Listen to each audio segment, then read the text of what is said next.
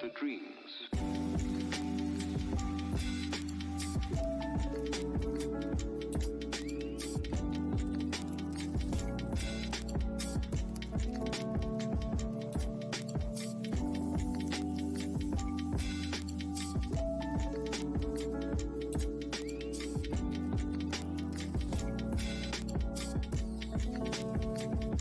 The dreams.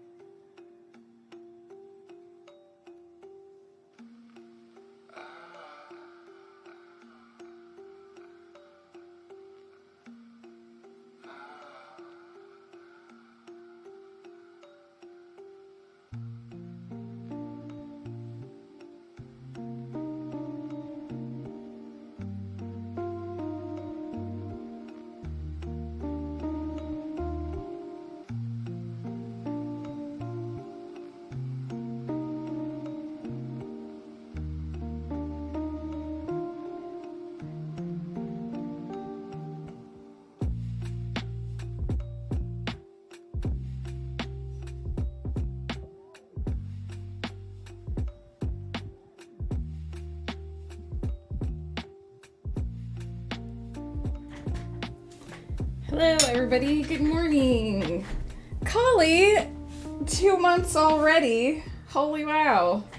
Well, 1 month, I guess. But thank you so much for the resub.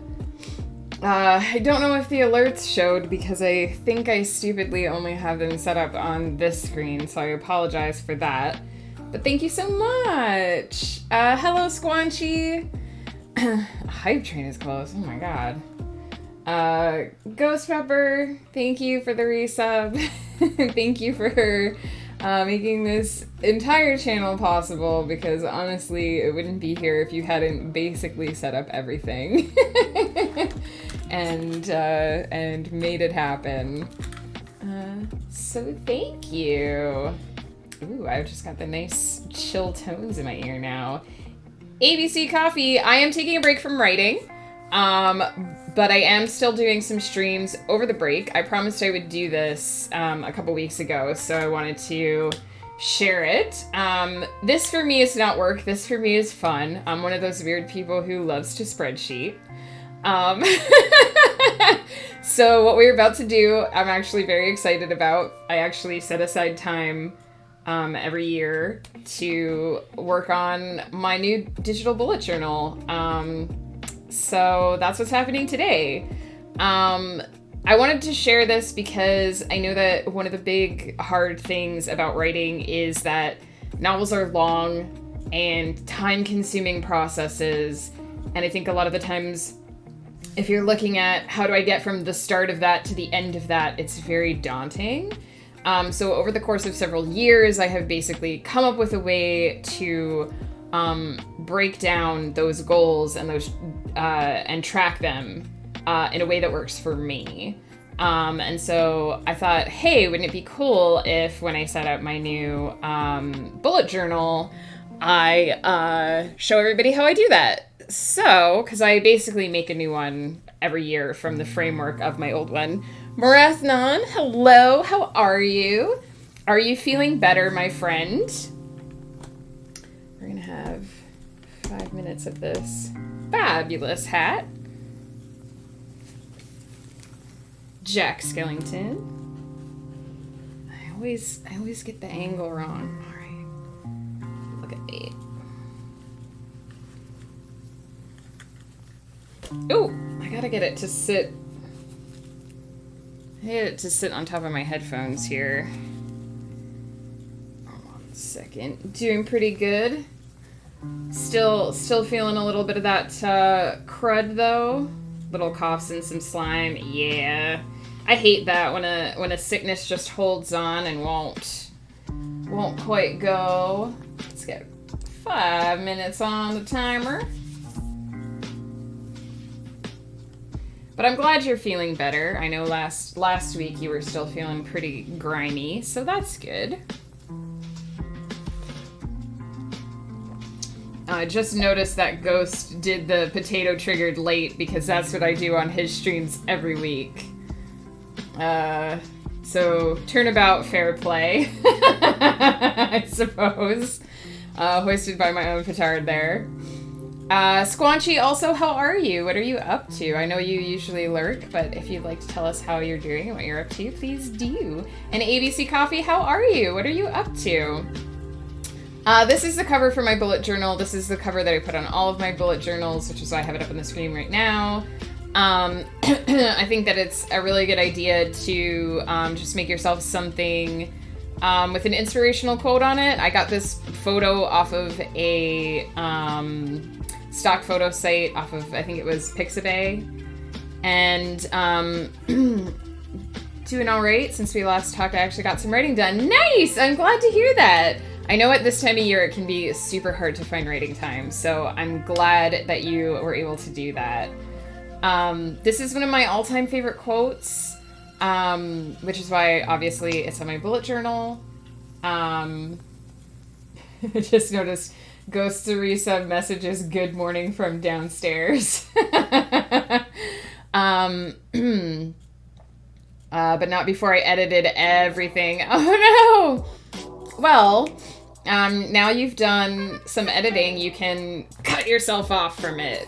ban editing until you get another chunk written.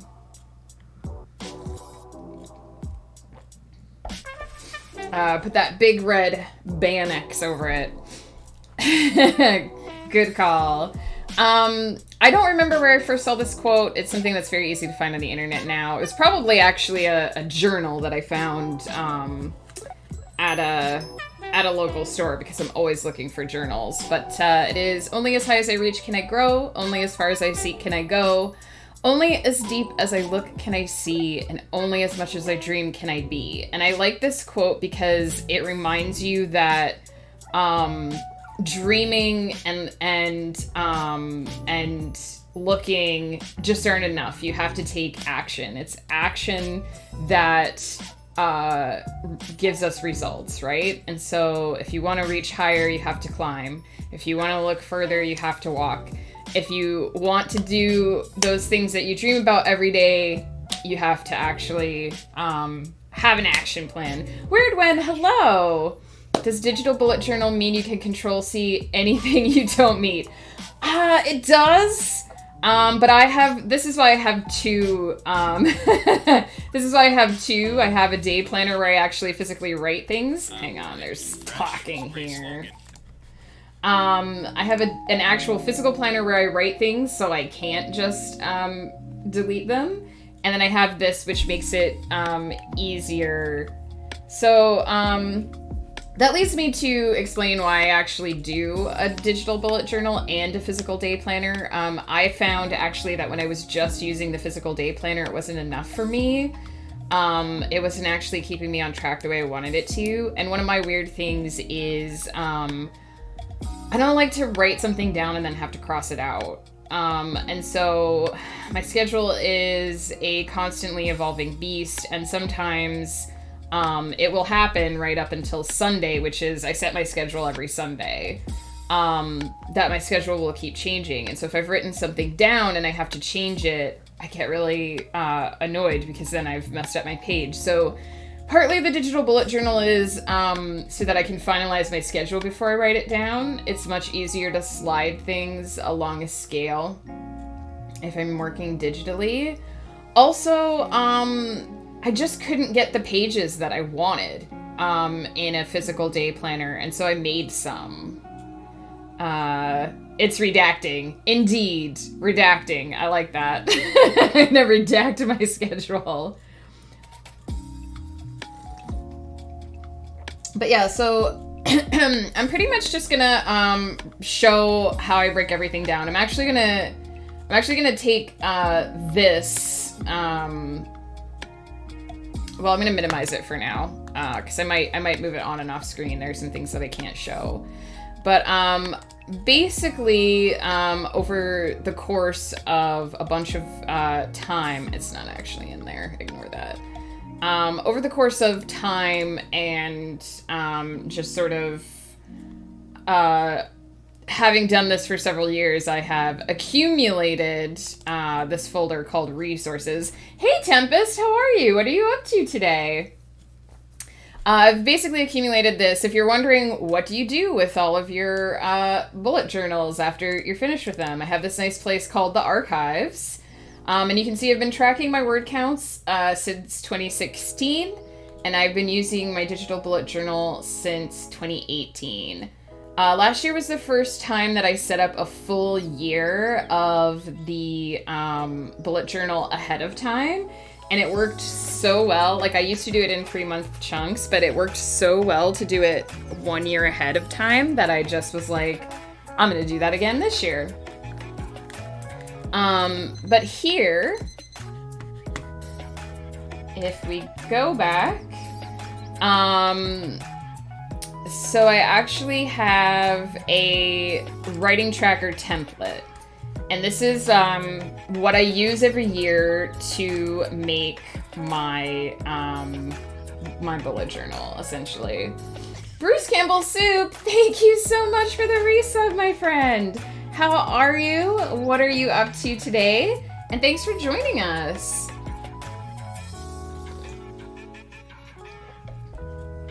We are making a digital bullet journal. And actually, because I have this, you can tell that I made it on a smaller screen. But because I have this, basically what I'm gonna do... Why does it keep beeping in this song? Okay, we're done with that song. I was like, is there an alarm going off in my house? What is happening? Nothing much, going in 20 minutes, but saw stream, so I decided to idle here. Well, thank you for dropping by. I really appreciate it. Are you working today? Is that where you're headed, or an appointment? It doesn't matter how much you know about implementation. Can we get a song that's not totally bonkers weird? Okay. So what we're gonna do is we're just gonna copy this template. Doing well. Probably gonna be playing some games with friends shortly, trying to work up the motivation to paint. Well, enjoy your games with friends. And painting sounds awesome. Is it like art painting or like house painting? Because if it's like painting the walls in a house, I can understand why that takes a lot of, it's not the most fun. Going outside for hanging out and a pub quiz. Ooh, that sounds awesome, Tempest. Good luck on the pub quiz. I'm awful at those sorts of things, but I love doing them. Oh, miniature painting. Okay, okay. Quite a bit different kind of painting. That would be fun, though. All right, so now we have our template. I realized I've almost moved it off screen, but we're going to rename that Bullet Journal 2022. I can't believe it's almost 2022 already. Holy man. And then what we're gonna do, all of my... So what we're gonna do is we're gonna basically take pages from here and we're gonna copy and paste them into the new one, which is really easy. You basically just go to move or copy, and then you select the name. So I'm going to select my 2022. I'm going to select create a copy, and it's going to just put a copy of my cover over here. Nice and simple. Tsubasa Chronicle. Yes, I hated the ending, but I did love the story and the characters. I've read a lot of Clamp, and I have a lot of feelings about their endings. All I can say is it's a good thing I don't plan my days because I just slept 6 hours.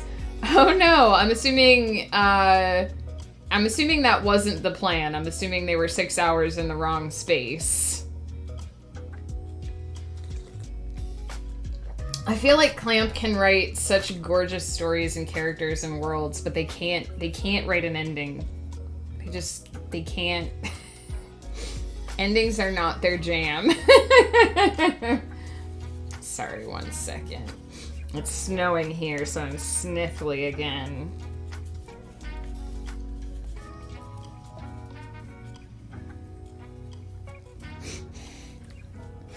Alright, so nice and simple and easy. We have the cover. The next thing is goals. And so you notice I have this big empty space. And I have another quote. I like to put inspirational quotes on all of my pages just because they keep me motivated. So for my actual like goals page, because this is where I list everything that I want to do for the year, the quote is, "All men dream, but not equally. Those who dream by night in dusty recesses of their minds wake in the day to find that it was vanity. But the dreamers of the day are dangerous men, for they may act on their dreams with open eyes to make them possible." Again, I've chosen this quote because it reminds me that to dream is not enough. We must take action. And this is where we're going to take action. I'm going to change some of these boxes this year. I did say, hang on, I might have to.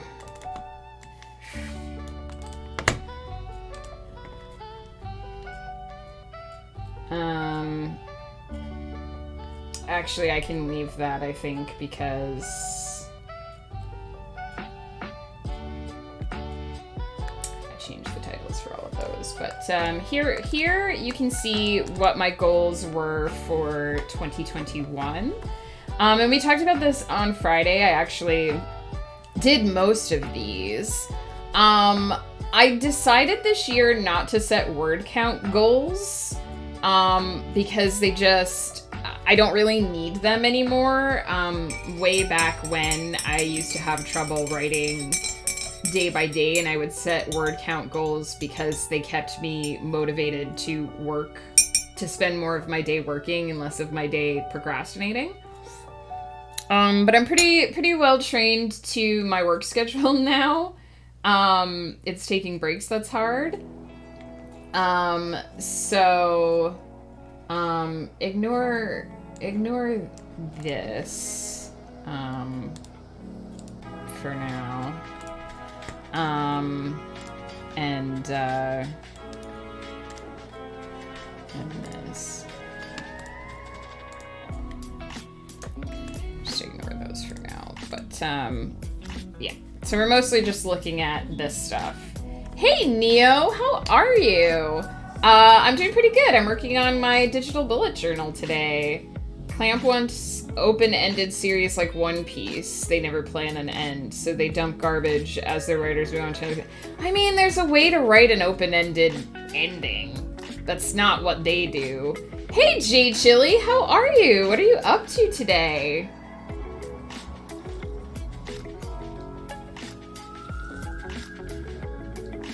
So, as I said, I'm probably not going to do word count goals this year. I'm not sure what I'm going to put in that space. The middle box is bigger, so I'm going to keep my writing project goals there. So, to decide what I'm actually going to... Sometimes it's easier to just copy this whole everything here. Can I copy this whole thing? I missed something, I think. Something popped up, but I missed it! Sorry about that if I just missed an alert. With proper distraction and deproductivity, we can break that. I spent 10 years getting into this level of productivity, so... basically, I'm just gonna copy my goals from last year and paste them in here. And then, I can change them. So, finish.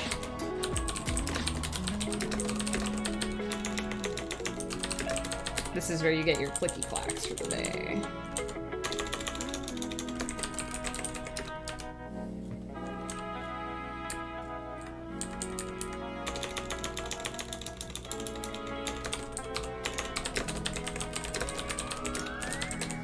And I'm not worrying about whens or anything right now. I'm just... These are my yearly goals.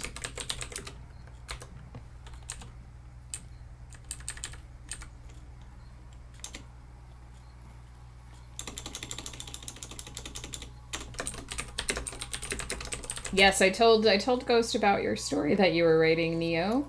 Did you start the new one already? My goodness, we're gonna make an indie author out of you yet.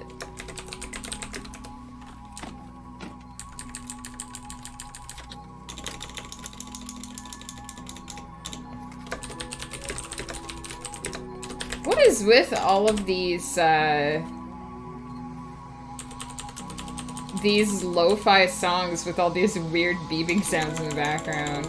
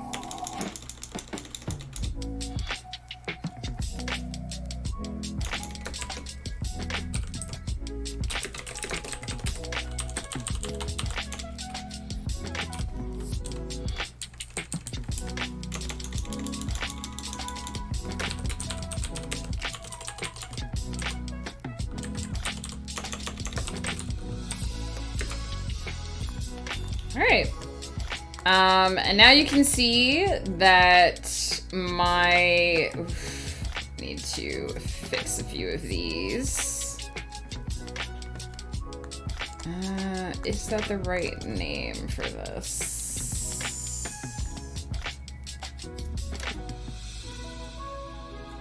There's a 31 stories in 31 days challenge coming up in January. Oh my goodness, that sounds difficult.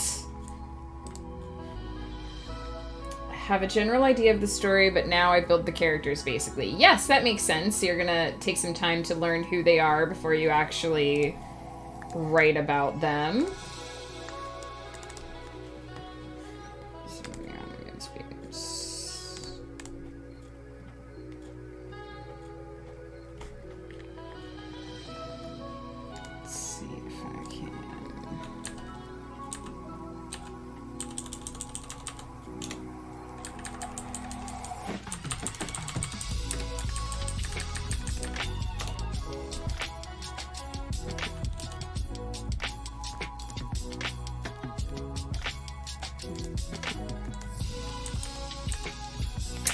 Sorry, I'm just being fiddly because it gotta look nice.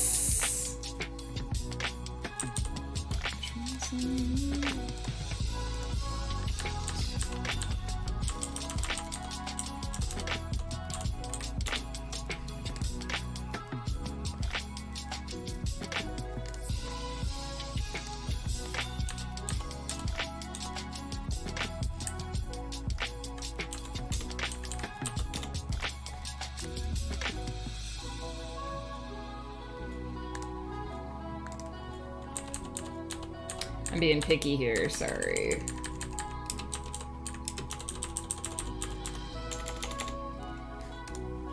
Just take out the...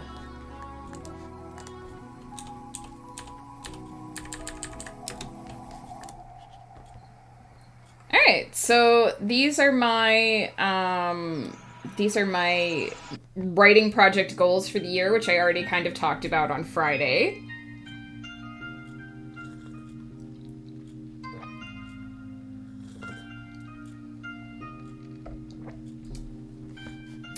I talk too much anyway. Neo, that's fine. That's what you're here for.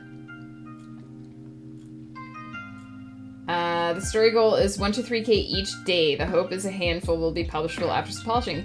That's very interesting. Probably not my sort of jam, because I don't do a lot of short stuff, but that's very cool. Especially if you write shorter stories. I think that's sort of like the opposite of NaNoWriMo, right? Where instead of working on one thing all month, you encourage yourself to work on a bunch of different things. It's impossible to talk too much if you're talking about something that's important to you. Absolutely, 100%. J Chili is correct. That sounds like such an interesting challenge. It does sound like an interesting challenge. All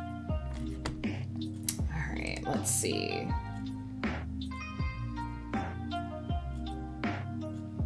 And then we have publishing goals down here.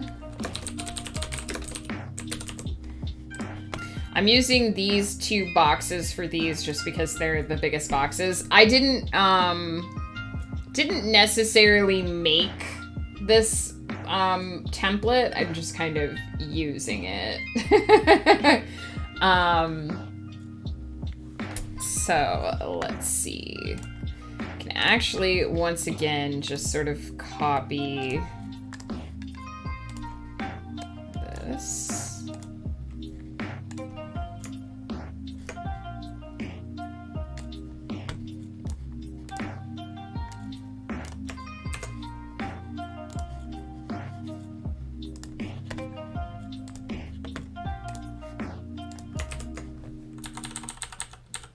Can take out January because we know we don't have anything in January.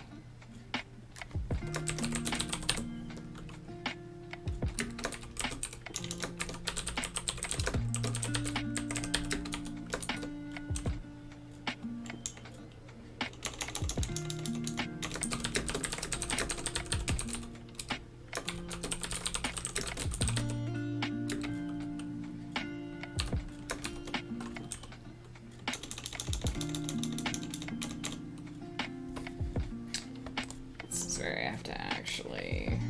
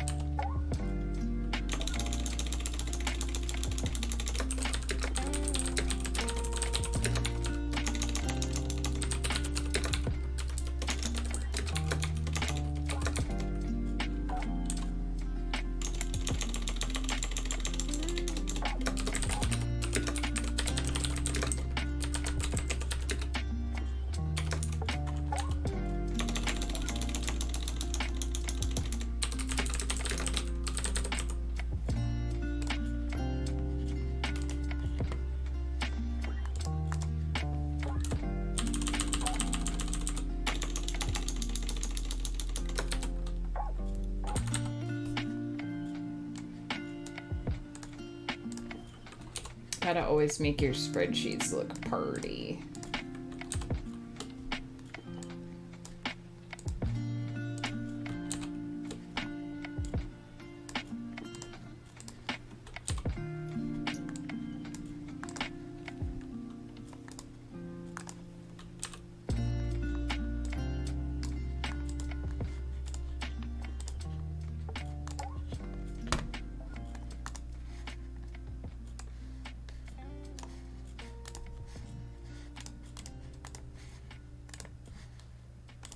There we go. So these are my two biggest things that I'm worried about this year are my writing goals and my publishing goals. Nano allows short stories, just rogue it. Yeah, that's true. I mean, it's not like it's not allowed or anything. It's just sort of they're sort of opposite philosophies. Just had a delicious grilled cheese sandwich. Oh, gee, Chili, I'm so jealous. It's hard for me to eat that kind of stuff these days. You're hungry for lunch at 10:30. What time did you get up, Ghost Pepper? A link for anyone interested. Thank you for sharing that, Weird One. Please check it out if you guys think you want to write 31 short stories in 31 days. You got up at 5:30 again? That's an hour before you get up for work. Why are you waking up? Oh, it's because you're going to bed earlier as well. Why do you only sleep for 6 hours now? What's happened to you? Why? But why is your body locked in 6 hours of sleep mode? It has to know that there's more time to sleep. These kids. These kids. Alright. So, the next thing that I have here is my personal goals. You'll notice that these are things like don't work all day and don't work on weekends. And, stuff like that. These are things that I put in there because I was working 14-hour days and I felt like I was never hanging out with people and I was never taking breaks and that kind of stuff. So I'm going to keep most of these, because most of them are still things that I want to be aware of. So regular yoga practice, this is to make sure that because I sit in a chair all day, this is to make sure that I'm getting up, I'm moving around, I'm stretching my my limbs, because that's very, very important when you sit all day. They've done a lot of studies that show, originally they thought it was that basically sitting down all day is very bad for your health and your life expectancy. But they redid the study with standing desks because standing desks were introduced to be healthier. And they found that actually standing all day is just as bad for you. It's movement that's important. So it's very important to get up and move around regularly. It's very important to stretch, take walks, anything to get you up and moving around, because that's where the health comes from, is movement. So yoga practice is something that I do because I want to have that healthy activity in my day. I'm going to take this one out and I'm just going to I'm going to change it slightly. What do I want to change it to? Work reasonable hours. Sometimes I do work in the evenings, but I've sort of swapped it where I pick like 1 or 2 evenings a week to work, and then the rest of the week I hang out with friends, I hang out with my husband, I take a break and watch something. So that feels like a good one. Don't work weekends, I'm gonna keep. Better time management is something I'm really struggling with right now, so I'm gonna leave that. It's something I really need to be better about. I can leave be more spontaneous, but it's really hard to do that during a pandemic. And more time with friends. I think I'm also going to add after work reasonable hours. Whoops. I gotta remember how I... Is it Alt-Enter? It is. I'm gonna add... because I did that this year, I scheduled myself some vacations and it worked out really well. So I'm really happy with it. So these are just personal things that I want to keep an eye on for myself and work on and be aware of. I'm actually going to change this section to Twitch goals. Whoops. Which I might fill in later because I haven't really, oops. I haven't really thought about those too hard, but now that I'm streaming, it might be a good idea to have some goals for my channel. High schoolers and their life-draining nature is what happened to me. Oh, Ghost. But we love you. Professional goals I'm going to change to marketing goals. These I'm probably going to fill in off stream because I haven't entirely decided what I'm going to put in those spaces. Ooh, did I accidentally unmerge those instead of merging them like I wanted to? And I'm not sure what I'm going to put here because I'm not doing word count goals anymore. So we'll see. But basically you get the idea is you pick each aspect of your life that you want to track goals for. You put your big ticket goals here. This is like everything that I want to accomplish for the year. These are long-term goals. These are things that I want to be taking a look at every day and working towards every day. And because they're so big, we'll have to break them down to some extent. So the next thing that I have is releases. I'll probably do that off screen because that's a bunch of like back end stuff. Same with my income tracker. I basically have a thing that lets me track what my income is for each month. And then hopefully what I'm going to do in the new year is also have my marketing plan for each month so I can go back and compare them and see what's working and what's not. And then we have the 2021 tracker for, this is basically how I track my yearly goals and how I break them down. And actually I get to change this because I did that and I did that. So as you can see, I start out the year with basically nothing filled in for this. We're gonna make a copy of this, and we're gonna put it in Bullet Journal 2022, and we're gonna create a copy. And the first thing to do for this is, first of all, we're gonna rename it 2022 Writing Goals, and then we are going to subtract everything, essentially. So we're basically gonna take all of these X's away.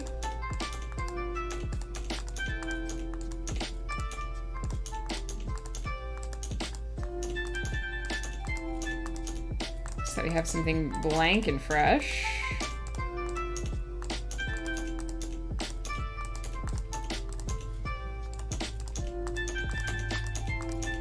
I feel like there's got to be a better way to do this, but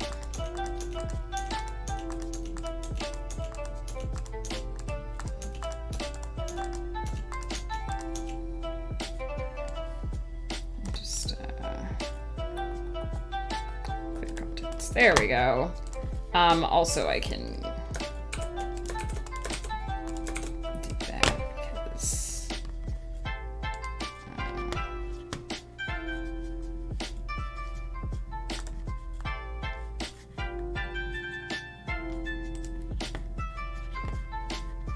and now I'm just going to change all of the titles so they match. So we're starting with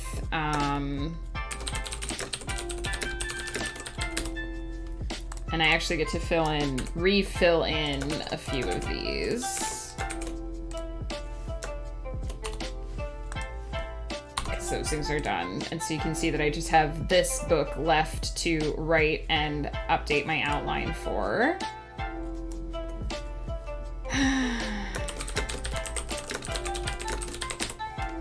Now I have this page specifically so that throughout the year I can see that I'm making progress.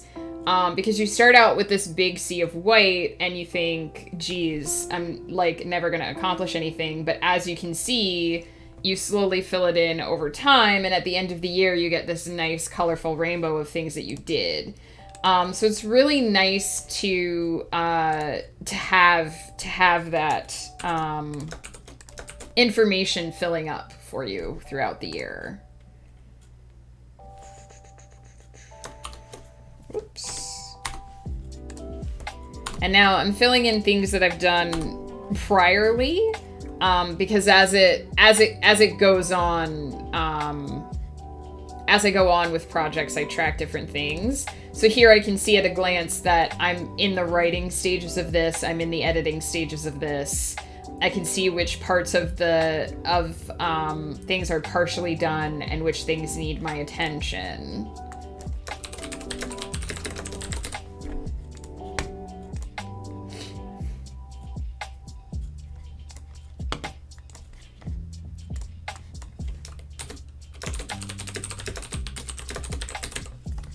Hey Tam Servo, how are you? What are you up to today? And so you can see, I don't have anything for this because I haven't started it yet, but I've started these projects, so I'm continuing them on into the next year. Now, I think I'm gonna have to change, maybe change part of this, but maybe not, because it's gonna be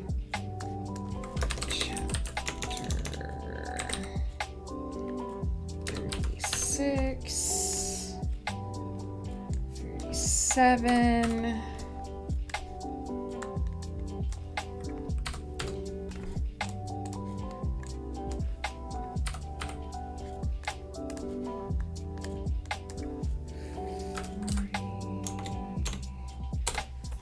And this is actually going to be one chapter longer than all the other ones have been.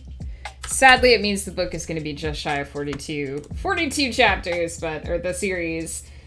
Usually an office day for me, but got sent to work from home because of some COVID cases. Oh no! Well, I hope that you're safe from COVID, but also it's nice to work from home sometimes. I think it's nice to work from home sometimes anyway. Ghost hated it, so if you hate it, I apologize. Roaming Witch, hello! I'm sorry I missed your entrance. How are you? What have you been up to? I finished a book last week, so it's been going really well, and now I'm setting out my plans for next year. So this is my digital bullet journal that's going to help me track my goals, and I'm just filling in my year-long tracker. So this is everything that I'm going to do for the whole year. Get to use my clicky-clacky keyboard. That's awesome. Oh, clicky-clacky keyboards are the best. We did a big charity stream on Saturday, and for the finale we did Gartic Phone. And so one of the parts of Gartic Phone is that you have to either fill out a prompt or like write what you think the picture before you was. It's basically like the old telephone game, but with drawings.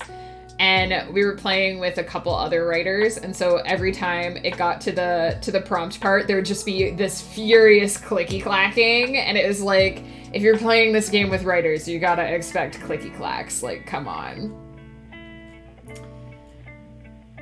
Gotta wait until this slow province texts me for my booster. You should get one pretty soon in the new year. Yeah, we're due for a booster soon. Things have been going good. My first draft has hit over 100 pages. That's awesome, Roaming Witch. I don't know if I'll finish it by January, but I'm nearing the end. That's so great. I hope that you do. I hope that you get to finish it before the new year. But if you don't, that's still cool. It's going to be so exciting to get to write the end. That's awesome.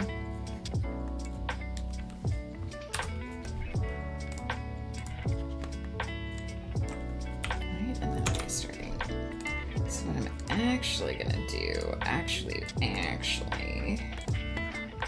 This is the part of, this is the part of spreadsheeting that I actually really like, is like making everything look cool, but some people just find this fiddly and not fun. This is my quote for this page is, "Writing is easy. All you have to do is bleed." Move that because we're just gonna need...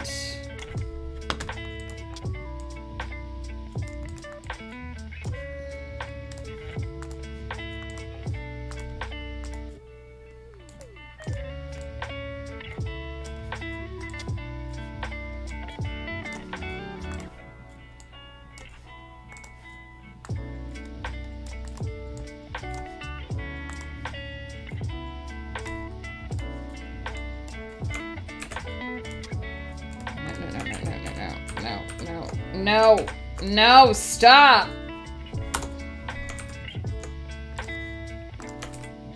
It thinks I'm doing a calculation here, but I'm not trying to do a calculation. I just want it to enter the text. Sorry about that. And then we're gonna do borders. Now, I'm gonna lay this out the same way that I've laid out my other thing, but I don't actually know if I'm gonna use the same format for this project because I haven't decided. So I might have to change this tracker later. But for now, at least to give me an idea of what I'm working with, I'm just gonna lay it out the same way. Woof, hello! How are you? What are you up to today? Are you working today or are you at home? I can't remember which days you said you have off. Whoops. You don't go from chapter 3 to chapter 6.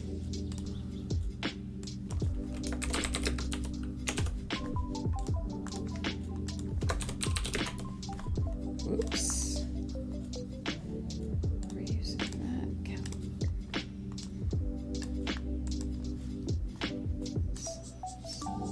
11 maybe?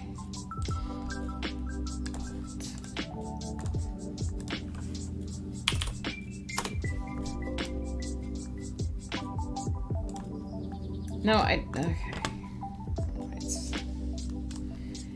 Excel by default thinks I want everything to be formulas, even though I've told it that what I really want is for it to be text only. So that's fun, but it's fine. Work around it. Okay. And so you can start to see how I basically have this set up so that it will track all of my details. And then as I work on things, I just fill it in. What the heck? Suddenly lost my ability to type. And then of course I have this down here, which I won't share the title of, but I'm gonna do the same basic thing.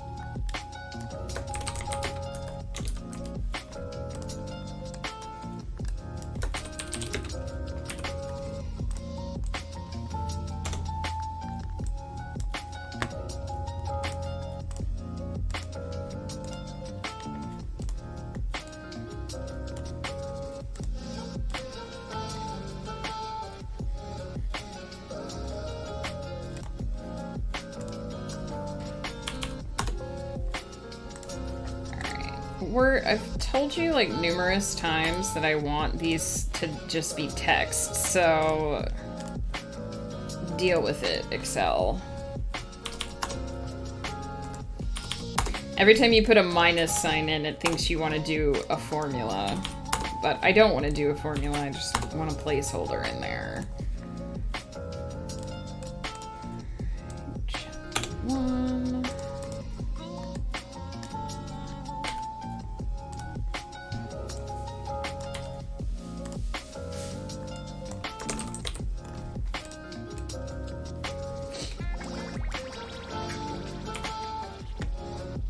Actually,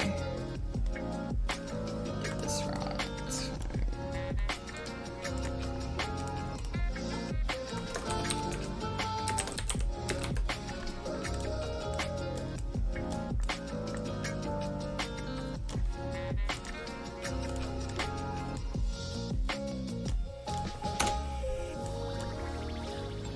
Sorry if this is not very exciting, but I enjoy it.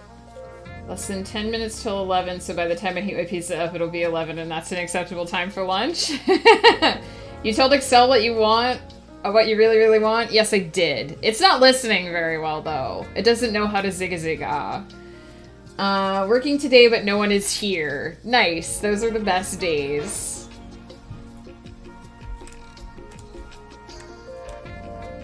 I hear Ghost in the kitchen making his pizza.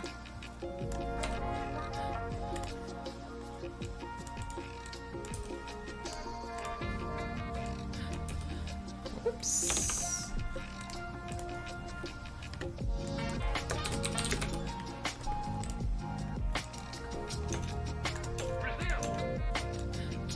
It's just, the song is just randomly like, Brazil!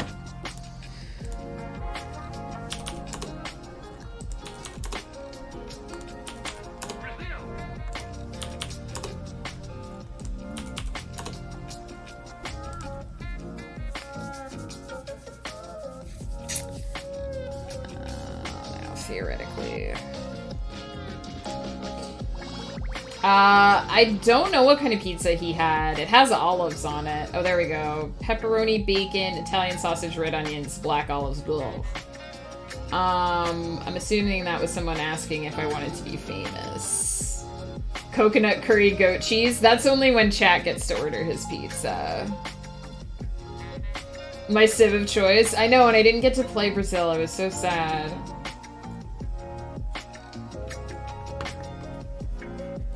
Now I'm gonna move this around even more because I'm super picky. Actually.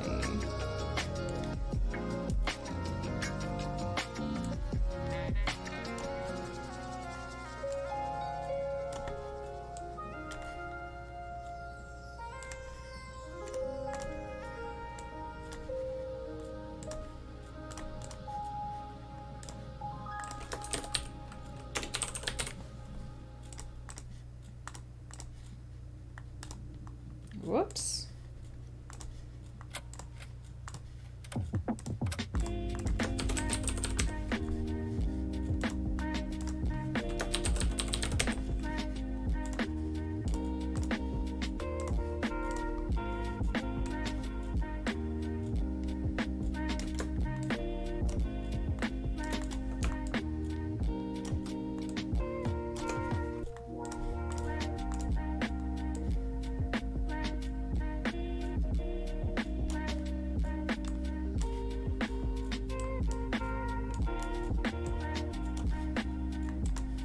Alright, and then you get the gist. This is basically what it will look like once it's all done.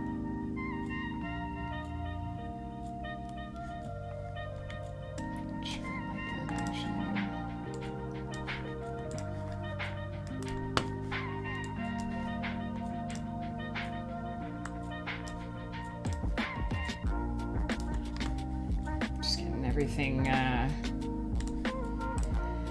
on the same alignment, and then now we have center. So I'm basically just setting up things to look the way I want them to look.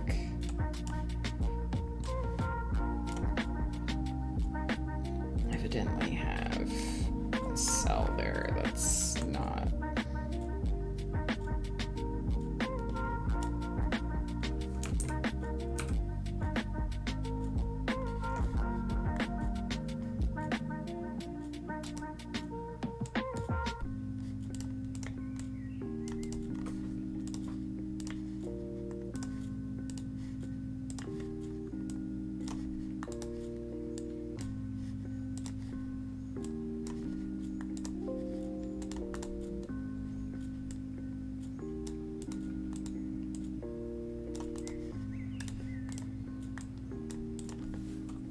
sure what happened here, but all right.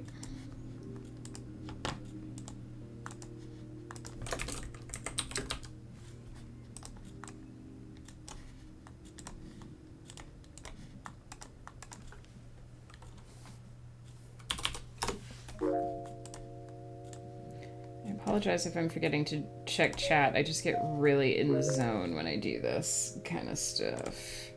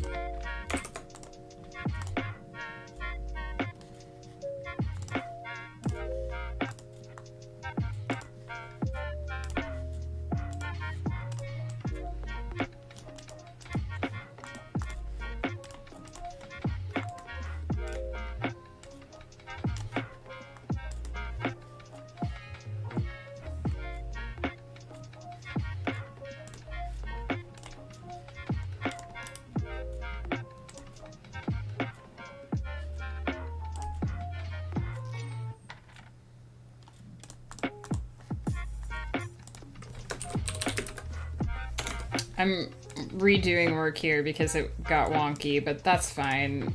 At the end, it looks the way I want it to look, so that's what mostly matters.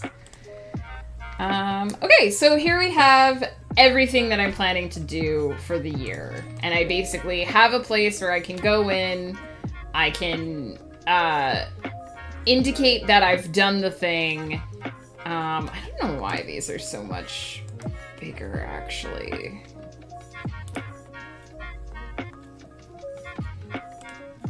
Than these.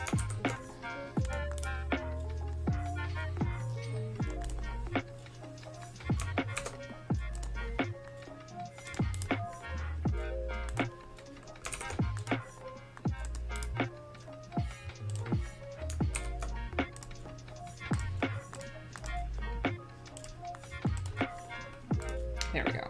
Perfect. And there we go. I have my yearly writing goals done. All right, I have to insert.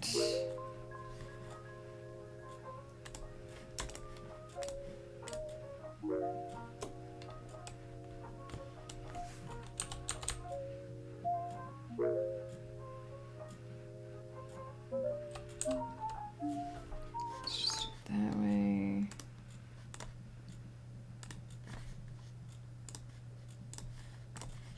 There we go. Sorted. Perfect. I'm actually going to take a quick bio break right now because I super have to use the washroom. But that is basically I've taken care of my yearly goals, everything that I'm going to do for the year. And then when I come back, I'm going to start working on individual trackers and my monthly goals, where you can see where I start breaking things down by month, by week, and whatnot. So I will BRB, take a moment to stretch, get up, walk around. It's healthy for you.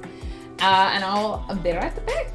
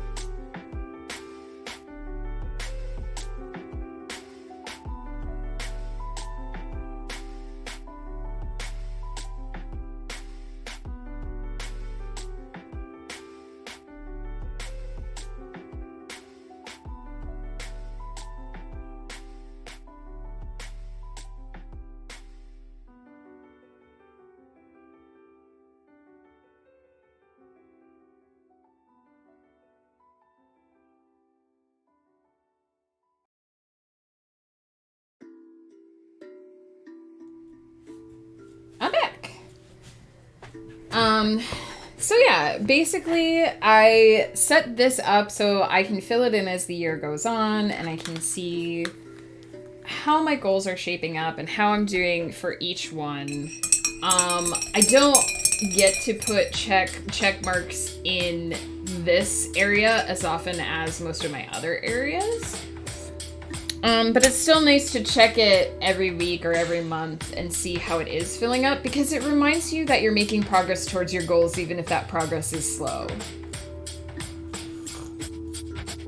And, like, this, I'm only gonna get to, I got to put this check mark in at the end of my work in December.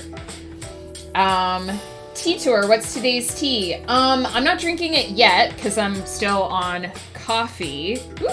But today's tea is going to be raspberry matcha, which I'm really excited about. Some of the fruity ones have been weird. Song, don't talk over me. Some of the fruity ones have been weird, but I think raspberry is going to mix with the green really well. It's almost always coffee time for me too. I get you, ABC Coffee. I can only drink 1 cup of coffee a day. Or I get like super, like, I get super wired and I can't sleep. Yeah, so my last one was, Orange Dreamsicle, which I was really excited about. It was okay. It was like solidly okay. It wasn't quite as good as I wanted it to be. But I'm really interested in the raspberry. I'm actually a few days behind as well, so I think the tea that was supposed to be for today is chai matcha, which also sounds really interesting. I'm not sure what to expect with that one. How much have I missed? Well, I've been putting them all in the Discord, which I think you're in the Pepper Patch Discord. So you can see them all in there. We call second batch of coffee bonus coffee, and then if we brew a third pot, that's bonus Trionis. I love that. That's amazing. I usually do coffee in the morning, tea in the afternoon, and the matcha does have a fair amount of caffeine, so it's sort of like at my threshold level of like what I can drink and not like stay up all night. But I've actually missed a couple of days of the matcha as well. I think there's a berries and cream one coming up. And there's one I'm forgetting, but I can't think of. So it's been interesting. I think the best ones are the ones that work well with the natural green tea flavor. So like the Earl Grey one was really good. The peach one was actually surprisingly good, but the mango one really wasn't. Like they just kind of fought each other. So we're talking about coffee. I should go get some. Definitely, Roaming Witch. Coffee is a must. Berries and cream, berries and cream. I'm a little boy who loves berries and cream. Is that a reference to something I don't get?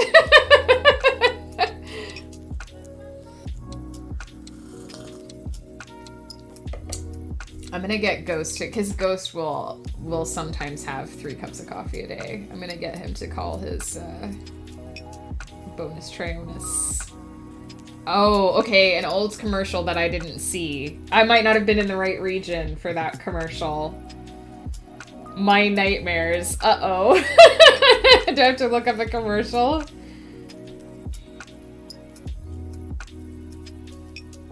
Bam. Podcast talking about it. Okay, I guess I'll have to look that one up after Strem. So one way that I make it a little easier, so like I said, I'll only come into this part and check it off when I've finished a big project, right? For my side projects, that tends to go a little bit faster because it only takes me a couple of weeks to get through a book. But for these, sometimes it's months before I put a check mark. So I have individual trackers for each project. And you can see that I basically have now for my side projects, this is it, because they go a bit more quickly, so they'll just be marked on there. But in here where I have, 53 chapters before we see the end of something, we have individual trackers for those. So we're gonna start with this one, which I have to update. update, because I actually finished that. Was lax in updating my thing this week. And I'm actually just gonna, for this one, I don't really have to do anything because I'm just continuing this project as is. So I literally am just going to move her copy. I'm going to create a copy, and there we go. I just have to put it where it goes. And I will, in January, I will resume working on this. I'll check it off, and I get to put, I usually do 4 scenes in my novels every week. So I get to put 4 checkboxes in here at the end of every week. Or I could go in every day and put in my checkboxes when I've done it. This is Excel. Yeah, this is just Excel. Someone totally outed me on Twitter. I actually use Word 2007 because when I was in college, I went to school for IT, and they gave us a student license for Microsoft Enterprise. So it's the whole Enterprise Suite 2007, which means it's slightly outdated, but it works for my purposes. And I basically just start with a blank sheet. I break it down into the boxes that I just break it down into the boxes that I need. And then each year or each month or whatever, I go through and I update them. So I make a writing tracker like this every time I start a new project. And like I said, I like it because it's easy to edit. And so then, after I finish writing this, I'm going to edit this project. So what I'm actually going to do is I'm going to turn this into this, essentially. So I add a section for edits. I don't know why I didn't label that, but cool. We'll do that now.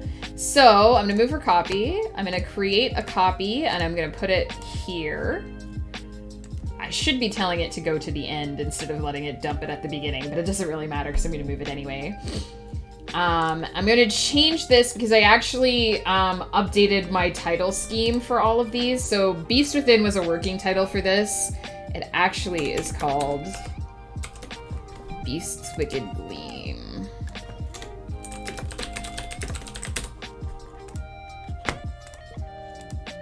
And then what we're going to do is we're going to insert a row right here. Excellent, excellent. And we're basically just going to mirror each of these things.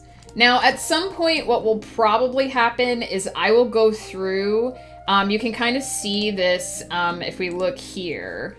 I'll go through and change the order of the scenes and the chapters and where the chapter breaks are. So you can see here that some of these, when I wrote chapter 3, it was 1 scene, but when I edited it, it became 2. When I wrote chapter 5, it was 2 scenes, but I broke that down and changed it. So what will happen is, for now, I'm just going to make a mirror of this and assume that all the scenes will be in the same place. But when I update my outline, I will come back to my tracker and actually fiddle with it so that it reflects what the new plan is, and then I'll fill that in. And so slowly over time, it just grows more and more iterations, as you can see. But it lets me keep track of where I am in the project. And it also, at a glance, lets me see, like, I can see how much this project changed over the course of where I was writing it, how much stuff I added in, and where my changes were, essentially. I was lurking. No worries, Neo. I think Ghost has pizza now, so he's probably quite content. Also, Tilly, thank you. I and my friend Flutter are actually really big, like, spreadsheet nerds. And so I like to just spend, like, it was like when I started the stream and people were like, I thought you were taking a break. This is a break for me. This is fun for me. I can spend hours just fiddling around with, I used to, every time I made a D&D character, make them a giant, colorful spreadsheet. I just don't really have time to do that kind of stuff anymore. And then with my word count spreadsheet, which I don't know if we'll get to today, but with my word count spreadsheet, I actually have it do calculations and stuff in the background too. I am a nerd. I'm a huge nerd. I embrace my inner nerd. It's all cool. So yeah, I'm basically going to, and you basically just do this by, you can basically merge cells, and then I leave them unmerged for the places where there's only one scene. And I am basically just making this aesthetically pleasing. And then once I have laid out the chapters, I just tell it to have borders. And then we're going to create our labels. So this is written, and you can see this entire project is written. And this is edited, which you can see I have not started yet. So there we go. And then I'm just going to, it's the same for this one. Really easy way to do it is you just insert a row, and it's just gonna automatically create that space and push everything else down. When I get to the bottom, I might push this back up a little bit so that my image isn't off the bottom too much, but I might not. Spreadsheet is best game, right? I could do this for just... In fact, depending on how far I get on setting this up during stream, I might just eat lunch and do another 3 hours of spreadsheeting this afternoon. Like, I'm not gonna lie. This is my fun time. This is my if I've had like a really bad, shitty week, day, whatever, one of my best like cool down and relax things is to just make a spreadsheet. It's so weird, but it like calms me down. And it's so relaxing. So yeah, I could do this. Now why is it yeah, that's fine. Okay. It was giving me a weird pop-up. Yeah, I could just do this.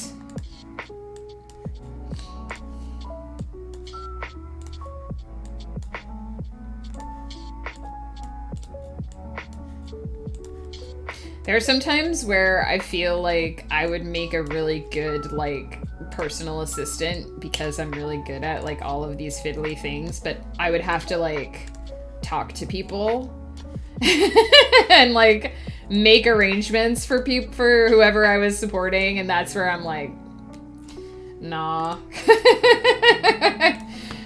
Talking to people's not my jam.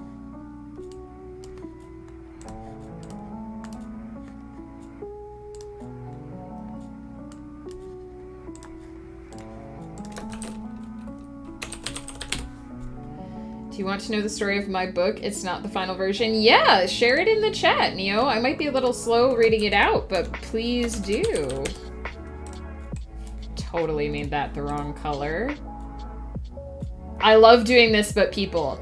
Exactly, Tilly. And I actually went into IT for the same reason, right? I love working with computers. I love troubleshooting, figuring out problems on computers. But it turns out, like...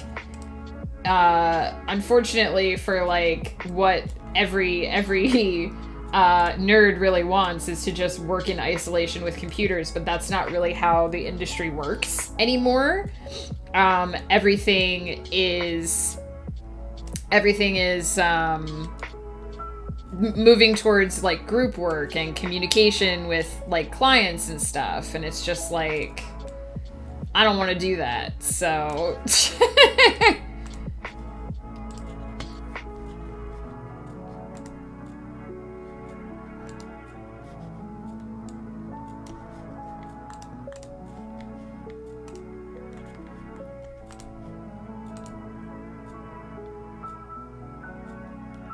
now, instead of inserting here, I'm probably just going to use the space that's already there so it doesn't push down anymore. So I'm just going to fill this in. Center. And I'm basically just using this merge and center button to create my shapes that I want. And then if I want to break something down that's already merged, you just hit the merge and center button again, and it will unmerge it essentially and make it individual boxes again. I've got like templates that I use for these now, so I've fiddled around with this enough that I can do it pretty quickly. But I would say if you're starting one from scratch, basically just find something, like make something that seems visually pleasing to you, or like from the canvas that you have, and then just use that as your basis for other things in the future. Because once you have something down, it becomes really easy to... and all of my writing trackers basically have... all of my writing trackers basically have the same quotes on them. I'm going to delete that to pull this up one. It is, true alchemists do not turn lead into gold, they change... True alchemists do not turn lead into gold, they change the world into words. And the worst thing you write is better than the best thing you did not write. And those are basically my quotes to remind me of why I write. I always tell people I didn't get into computers to make eye contact. Yeah, exactly. I get along with computers way, way better than I get along with people. Even, I mean, sometimes computers make me scream at them, but even then I still like them more than people. Imagine knowing anything about Excel anymore. I need to play around with it more. It's so useful. I think a lot of people get like daunted by Excel because they know that you can do things like pivot tables and charts and graphs and math and stuff. And I think people underestimate that you can just go in and make a really pleasing visual thing. I'm not, in my bullet journal, I don't use any of the sum functions. I'm not sending math anywhere. I do that in my word count document. But for this, I'm just using the visual layouts, and I'm just making something that is pleasing to me. I have spreadsheets tracking character changes. Yeah, I do something similar in OneNote, Wordwin, and I just put all my changes in red. We join as a group of people who hate groups and thus feel comfortable. Yeah, I mean, it shocks me sometimes how many people show up to just watch me like doodle around in Word or Excel or whatever. But I guess when I think about it on the surface, it makes sense, right? We're all a bunch of people who are doing our whatever nerdy thing we're doing, and we're just kind of sitting in a room together doing it. And I tend to think that we're the type of people who don't really need a ton of conversation, even though we sometimes enjoy having conversations. And so there's that comfort in proximity, right? And just knowing that you're hanging out with your people. I wrote a chapter in Excel once. Interesting. I imagine that would have been interesting. Best calculator in the land? Absolutely. And anytime something will do math for me so that I don't have to do math, A++. For me, it's like having a pleasant coworker. That makes sense. Yeah. And I do that too. Like, I like to just go lurk in someone's chat and do my own thing and know that I can sometimes switch over and be like, hey, this is happening. And they'll like talk to me. It's almost like the water cooler time, but without the having to like get up and go to the water cooler. All right. So that's basically it. I'm going to be editing this project. So I have that set up so that I can edit it. And then I'm going to be polishing this project. So I'm going to do the same thing. I'm going to...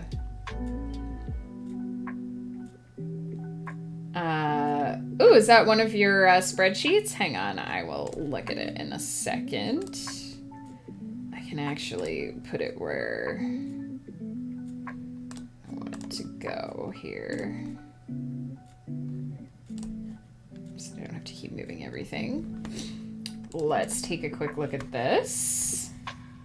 Oh, nice. Yeah. This looks really nice. So you have the skills. Ooh, and because there's like mechanics and stuff as well. this is very cool.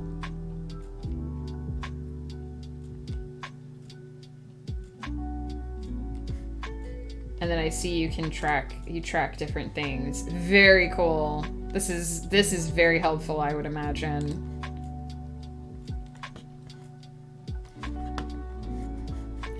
Very, very cool. Top bar is scenes in the novel. Okay, that makes sense.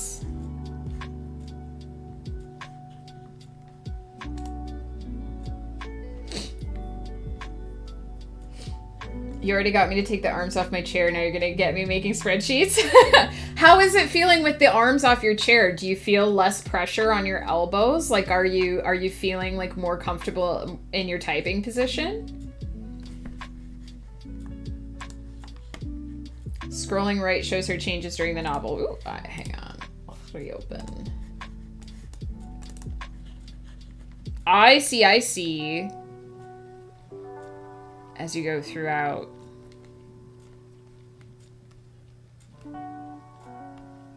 It's very cool to me to see like how other writers like lay out their sorts of because everyone's brain works slightly differently. So it's really cool to me to see how other people like lay out their sort of changes in what they're thinking of and what they're doing, because I do things in a very top to bottom instead of left to right, and then there are the tabs. Yeah, I see those. Very cool. That's a very cool word one. Thank you for sharing that. Okay, so this is a novel that's already been through an editing pass, but it's gonna get a polishing pass.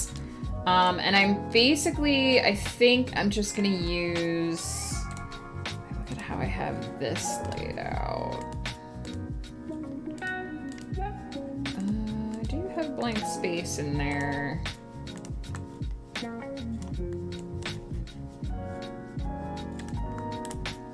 Insert.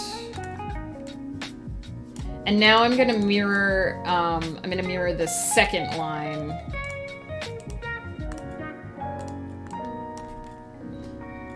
Because I've already made those changes.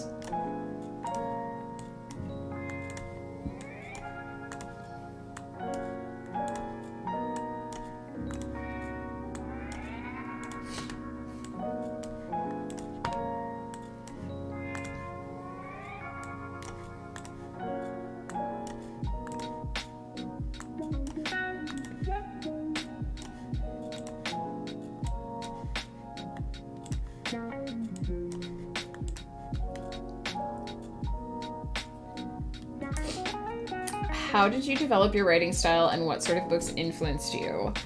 Let me read Neo's, what Neo said first, because that's going to be a long answer. Wicked is a game lit, is it isekai? Is that how you say that? So the changes are visible in the game. I also did a spreadsheet for another character's alcohol consumption over 2,000 years. That sounds amazing! I imagine there's a lot of stuff to track in game lit. Oh, okay, let me catch up a little bit on chat. So, you don't have to take your arms off. I mean, I have arms on my chair, but I try not to use them.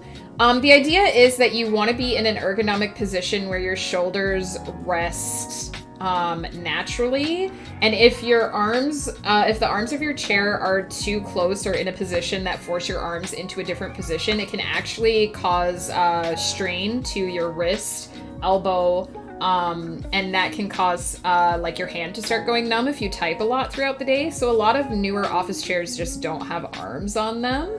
And I actually wanted to get an armless chair, but we couldn't really find one in our price range.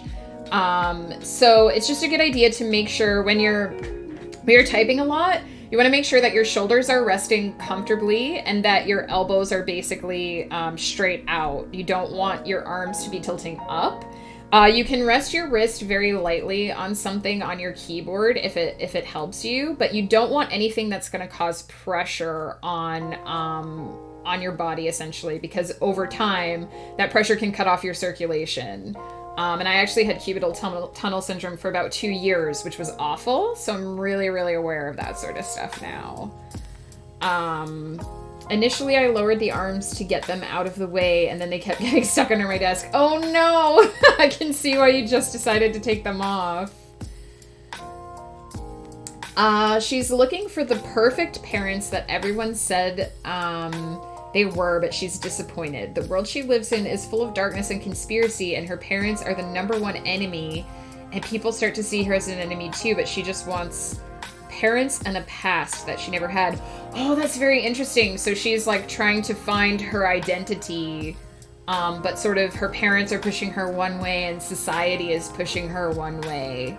And she's just trying to sort of be who she wants to be. That's very interesting. So how did I develop my writing style? A lot of trial and error. A lot of writing really bad stuff and then going back and trying to fix it up and writing really good stuff. I used to just basically write whatever was in my brain at the time and then go back later and try to fix it. But what I found was that my brain was such a chaotic place that, like, I was changing character descriptions midway through novels, and I was just going off on these tangents, and I could never keep track of anything. I could never find the details that I had written in order to fix them.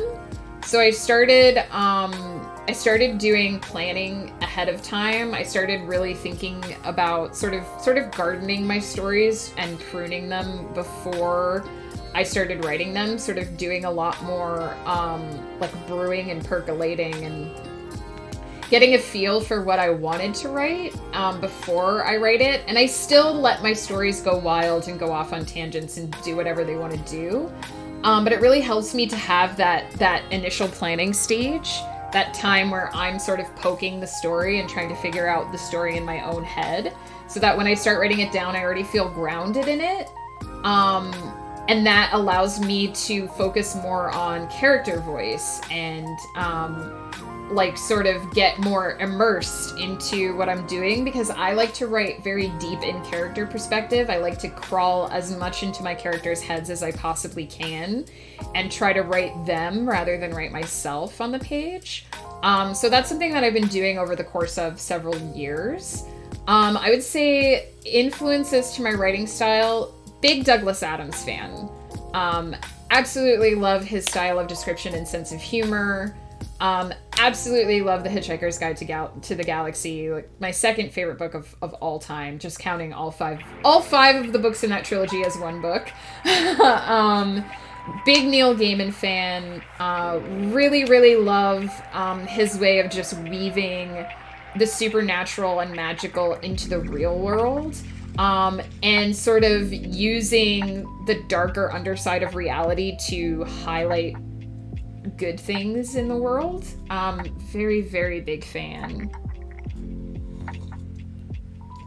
I read a lot of sci-fi and fantasy growing up. I read a lot of Anne McCaffrey, David Eddings, Piers Anthony, Mercedes Lackey, just to name a few of the authors that I kind of grew up reading. And I've of course branched out. I'm starting to read some of the more classics. The book I'm reading right now is this bad boy, God Emperor of Dune. I've read the first 3 books in the series, obviously. So I'm reading the classic Dune novels. I'm planning on reading A Princess of Mars, because good classic sci-fi. Jack Vance, I'm hoping to read, which actually his books, the Dying Earth series, were actually the basis for Dungeons and Dragons. So I'm really looking forward to reading that. But I also just read a lot of historical classics. I read Romance of the Three Kingdoms. Dante's Inferno was a big, big influence for me for Dreamers Do Lie. I like a little bit of everything.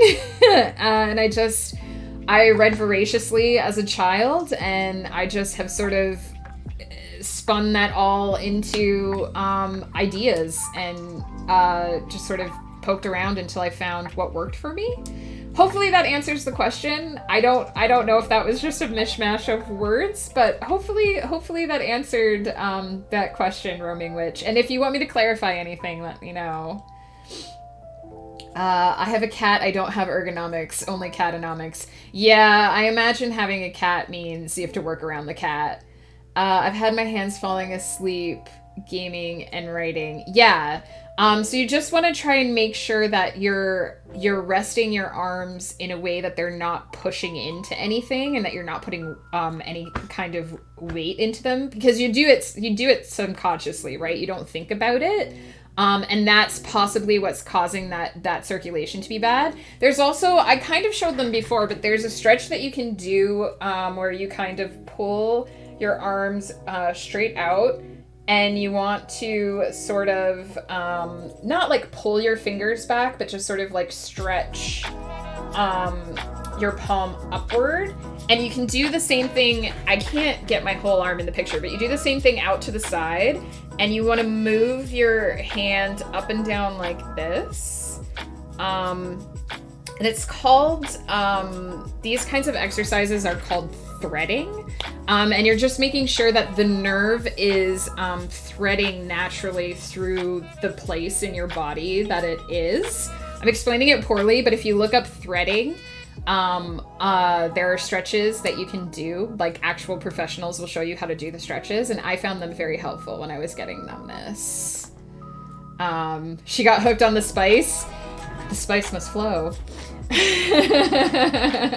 Creating characters is too hard. Creating realistic characters, it is a very long-term process. Building a three-dimensional person out of a singular concept, because people are hard. People are complicated. Like, you don't, we are the sum of our experiences. And so if you're trying to grow a person essentially out of your brain, there's a lot of process involved in doing that. So it takes time, and it takes practice. I'm actually gonna move this whole everything. The book title will be Don't Chase the Dead, because everyone says that her parents are dead, but in reality they're part of an extremist group during a war. I like that title. That's really good. Children of Dune is the best in the series. My favorite so far, I think, was actually the first one. But Children of Dune is very interesting. I think it definitely like veers into newer like territory. Definitely very unique in terms of sci-fi that I've read. Because the characters of Leto and Ganima are very different from most other characters. Being that they are children and that they are awakened, pre-awakened.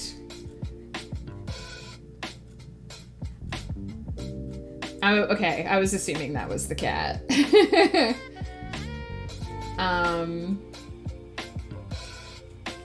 In our house, we have the law of cats. If a cat sits on you, you are blessed and must not disturb the cat, or you will bring shame upon your life and your family. That makes sense. I imagine the cat enforces that as well, because if you displease a cat, they are not hesitant about letting you know. I want to write something sad because of the fall and the disappointment. I mean, not all stories are happy stories, Neo. It's not a bad idea. And it's a challenging idea, because I think it's more challenging to write fulfilling sad stories than it is to write fulfilling happy stories. Tilly, anything I can do to help, I'm glad to. I would not wish what I went through with my numbness on anyone. And actually, sometimes if I have a really heavy typing day and I'm not careful, the numbness comes back. So I just try to be really aware of it and try to make my space as ergonomic as possible. My lower back is jacked because I will lean if it means I can rest my arms, so this will be a good practice. No, don't be sorry at all. It's absolutely good. And I think I've shown it on stream before. I don't know if you can see, but I actually have a cushion for my back as well. because when we bought these chairs, they didn't have anything in the way of lumbar support. So I actually have a pad for my lumbar support as well, because that's another place where you don't want to put pressure. You want to sort of be sitting up to your full height, but not to the point where you're putting strain on your back. And so having a cushion that your back can naturally lean against that has that lumbar support is actually really important as well. Usually they're getting better at making chairs that do these things, but if you don't have a chair that's set up for that, it's a good idea to get like some kind of pillow. You can use a pillow, or you can get a special cushion for it, or anything like that. I used to have really horrible back pain until I got this cushion, and it has just completely like changed everything. Creating characters is easy for me, much easier than trying to type with a cat on my keyboard. Yeah, I mean, everybody has parts of the process that they like more. I really like the character creation process, although it's time consuming for me. It takes me a while. I have to write with a character for a while before I feel like I really know who they are.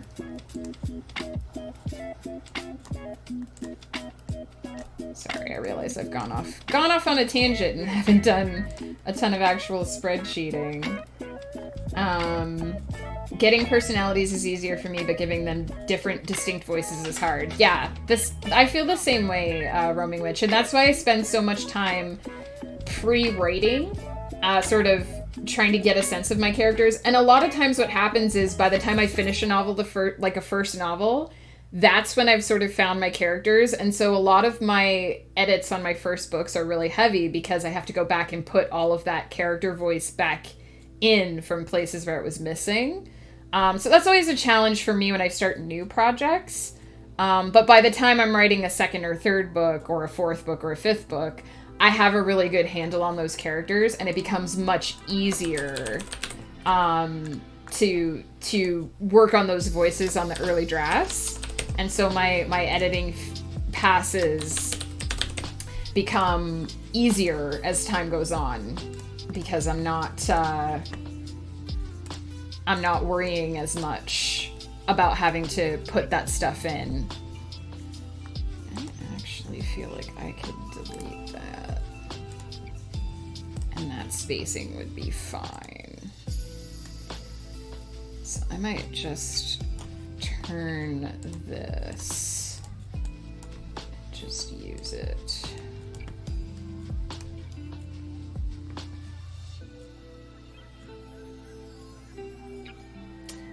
Every idea I had so far is about disappointment and depression. The world she lives in is horrible, almost apocalyptic, and it's because of her parents. Now, are you going for finding happiness in a sad world, or are you going for, like, accepting that reality is unkind? The worst for her is that she already knows the two leaders of the extremist group. She hates her because she thinks they killed her parents, but they are her parents. That's going to be a rough revelation. Spreadsheet sprint. I probably should. Although, like I said, anything I don't get done on stream, I'll be perfectly happy to work on later, because this is actually sort of my happy place, is working on this kind of stuff.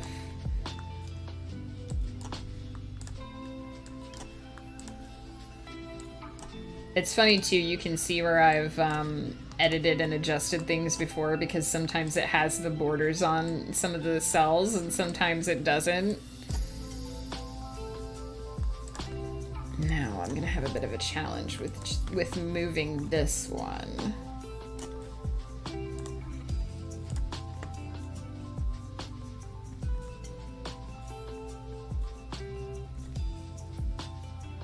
I don't know if a happy ending would fit this world. I mean, it depends on what a happy ending is considered for that world. It's not necessarily a rainbow and unicorn ending, but it could be like, is she in a better place at the end, or is she in a worse place at the end? And tell us how your character became an orphan.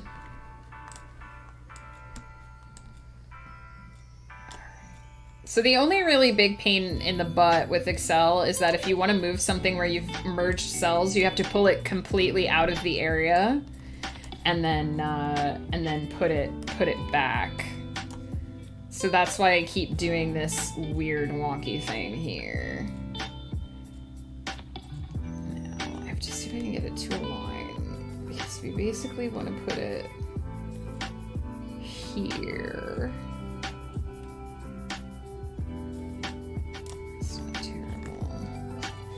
Then we have to move this one as well, because it's not centered.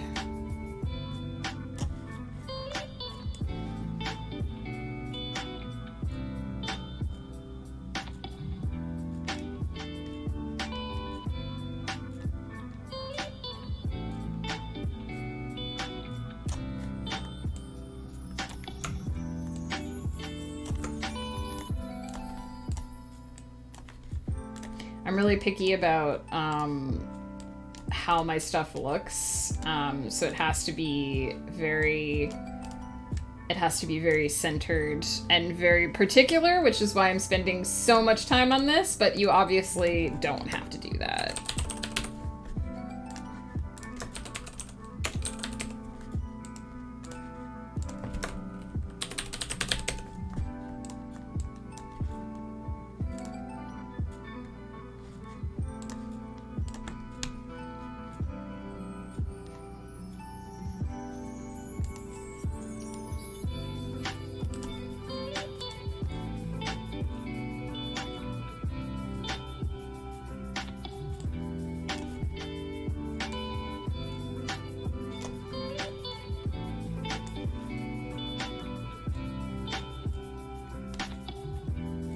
I mean, you're new to writing, Neo. That it's not really fair to say you're super bad at it.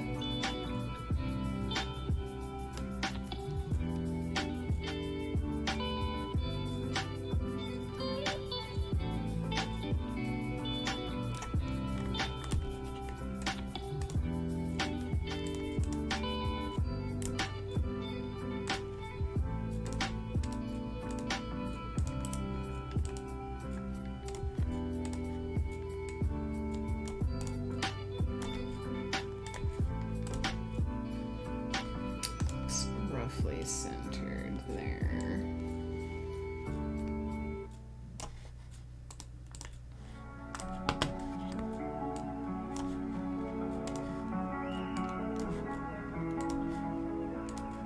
And I think I am gonna actually, for this one, insert.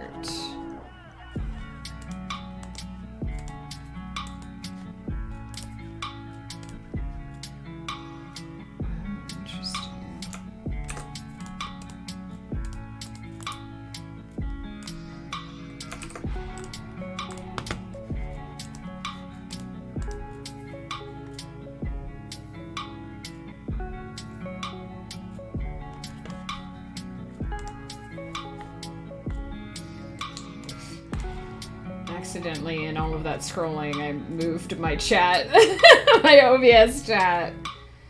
Her parents don't want her, and the people who raised her lied to her. Ah, so she's not really an orphan, she just thinks she is because her parents gave her away. Worth it if you're going to be looking at it all year? That's what I figure. I want something aesthetically pleasing to reward myself for all the time I spent looking at text on a page. For creating characters, I use a combination of decades of experience running tabletop RPGs and a mixture of character creation rules from Fate, Savage Worlds, and Amber Diceless. I end up with personality traits, motivations, goals, and conflicts. That's great. Fate is actually one of my favorite systems. I'm not familiar with the other two, but I love Fate so much. I love how versatile it is for your characters, and I love the system of like having the characteristics and being able to lean on those characteristics to make your character more interesting, but also to give them more trouble. Using a favorite RPG as a base to flesh out a character can be extremely useful. Absolutely. I used to always make like D&D profiles for my characters when I was starting out, just because it was a system I was familiar with, and it gave me a really good idea of how to make my characters balanced. I would love to read your first book, Neo, but if you don't want to share it, you don't have to share it. It's totally up to you. We're all bad at writing. Some of us have just been bad at it longer, so we pretend to be better. Exactly. Really, it's the editing process that makes books pretty. Even the stuff I was writing on stream was probably pretty barf. So don't judge yourself. Don't look at a polished novel that you've read and compare your first draft to it, because it's going to be completely different. It's going to be, that polished novel has been through so much more of the process and so many passes and all that sort of thing. So write the things, find editors to fix the things. That's true too. You can always hire an editor to help you through the editing process if you're feeling serious about the work and you want to make it better and you don't know how to do it yourself. One of the original Disney animators talked about how everyone has 10,000 bad drawings to get out of them before they got to the good ones. Yeah, and I think someone once said you write something like 1,000,000 words before you actually get good. The first thing I ever wrote was fan fiction, and I highly recommend that for new writers. Low investment, low stakes. Same. I actually started out writing Sailor Moon fan fiction back in the day. It was one of the first things I did, and it helped me become comfortable with writing characters in a world that was already established. And then I just started building my own. I started by building my own things within that world, and then I branched out to building my own worlds. It works really well. It's kind of like training wheels.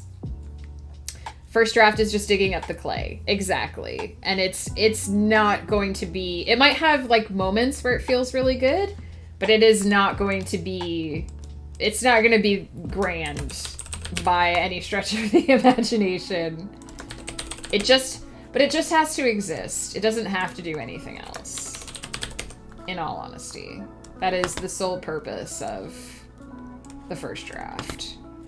All right, so we have all of my big projects that I'm going to be working on. And so I basically have my yearly tracker, my tracker for these smaller projects, and then I have each of my big projects. I have writing, I have editing, and I have polishing, and I will start another new novel and make a new tracker for it at some point, but until I outline that novel, I can't actually make the tracker for it. So this is as much prep as I can do ahead of time. And that brings us to the months. So this is where I really start to break everything down day by day. So what I'm actually gonna do is, again, I'm gonna take a quick bio break, just pop AFK, walk around for a hot second. And then I'll show you how I break down, because these sheets are what I basically use to break down my monthly, my weekly, and my daily goals. I do a lot of my monthly stuff in my day planner, so it's gonna seem like I maybe skip a step, but I have each of these months, basically, each of these areas set up so that I can very quickly and easily break down my work week and fill in as I go my month, so that I am tracking basically what I'm doing on a daily, weekly, monthly basis. And probably on Thursday when I do my day planner stream, I'll show that flow a little bit better. But this way you'll actually see what I spend most of my time planning on for each week, and how I actually do my weekly schedule. And that's where it sort of comes together, how you take this big, huge goal and you break it down into smaller pieces. So I'll show you that in just a minute. Let me just catch up on chat here quick. I started by writing about myself going on adventures. That's literally how my current story started. That makes sense, because you know who you are and you know what kind of adventurer you want to be, right? The first book is a basic conversation. I tried my best. This one is more challenging because there are lots of characters and the world needs a lot of details. Oh, that makes perfect sense, Neo. You started with something simple and straightforward, and now you're branching out into other aspects of the process. That's how we learn. All of my finished novels started with a silly idea, a tenacious desire to see the joke through. Hey, most of my ideas are just like a singular concept or a singular scene, and then I grow them into a whole whatever, right? You don't have to start with something super like deep or meaningful. It just has to be something that you care about. Alternate going hard mode on fanfiction like I did. Only concept is stolen and it's all newly developed characters, plot points, etc. Yeah, I mean, that works, ABC Coffee. Anything that you feel passionate enough to get you through the process the first few times. I think once you do it, once you find something that you're happy and comfortable with, the passion will pull you through it. But finishing those first few things is always the hardest. I'm gonna write a book about me trying to write a book. Hey, you totally could. Isn't that all books in a sense? A fanfic of your fanfic? Kind of. Sometimes I feel like I'm writing fanfic of my own stuff, and it's really interesting when like my betas say something about their headcanon and I get to be like, that's just canon. Because I am the god of this world and I get to say what's canon. I'm gonna pop AFK and then I will show you the magic secret, because I don't think it's very magical, but I'll show you the magic secret to how I plan my days.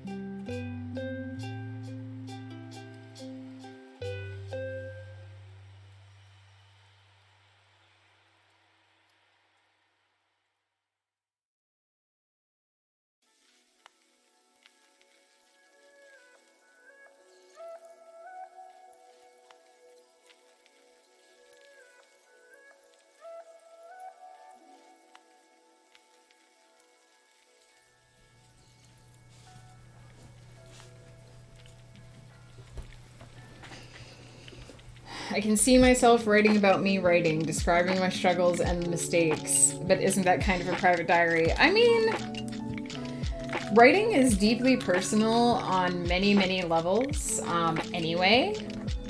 You'll find as you go that more and more of you makes it into your novels anyway, so in essence, all novels are part of a private diary. If you string an entire body of work together for an author, you eventually get their life story, right? Isn't that movie adaptation about the writer of that movie writing one of their other movies? I don't know about that, but I know there was that, like, Stranger Than Fiction movie where, like, Will Ferrell was a character in a book and he started hearing the author in his mind, and she was, like, planning on killing him off, so he had to find her and, like, ask her not to kill him. I found that movie fascinating.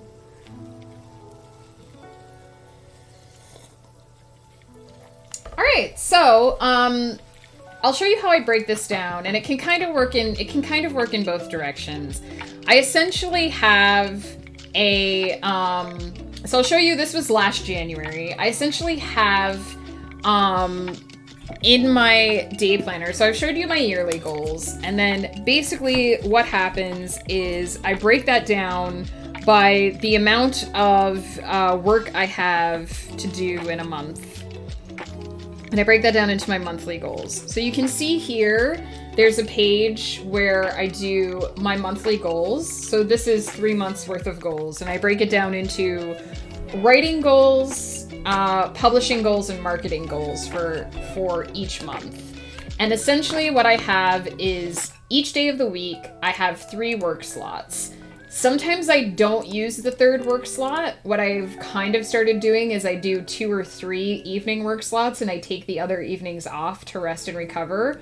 Or I do something really, take care, Neo. Thank you so much for coming by and having writing chat with us. I'm so happy that you're writing a new story and that you're learning more about the writing process. Please do come back and update us. I'll be streaming again Thursday morning if you're around.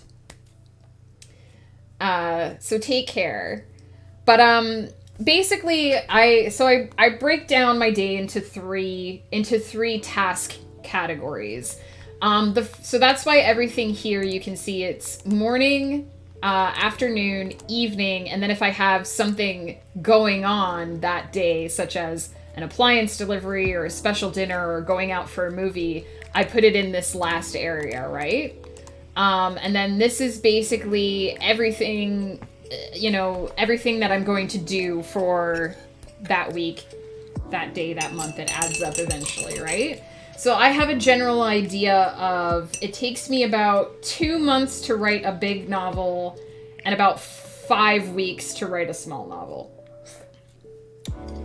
I say small, but so it's about, my Eternity's Empire books are about 60,000 words. That takes about 5 weeks. And then to write a 100 to 120K book, which are my bigger ones, that takes about 2 months, give or take.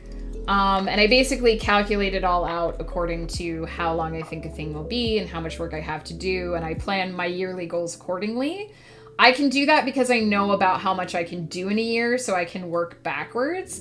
But if you're working forwards, not necessarily knowing how long something will take or how much you'll need to do it, basically, you just want to break it down as much as you can and then adjust according to how much you can get done in a day. It takes practice.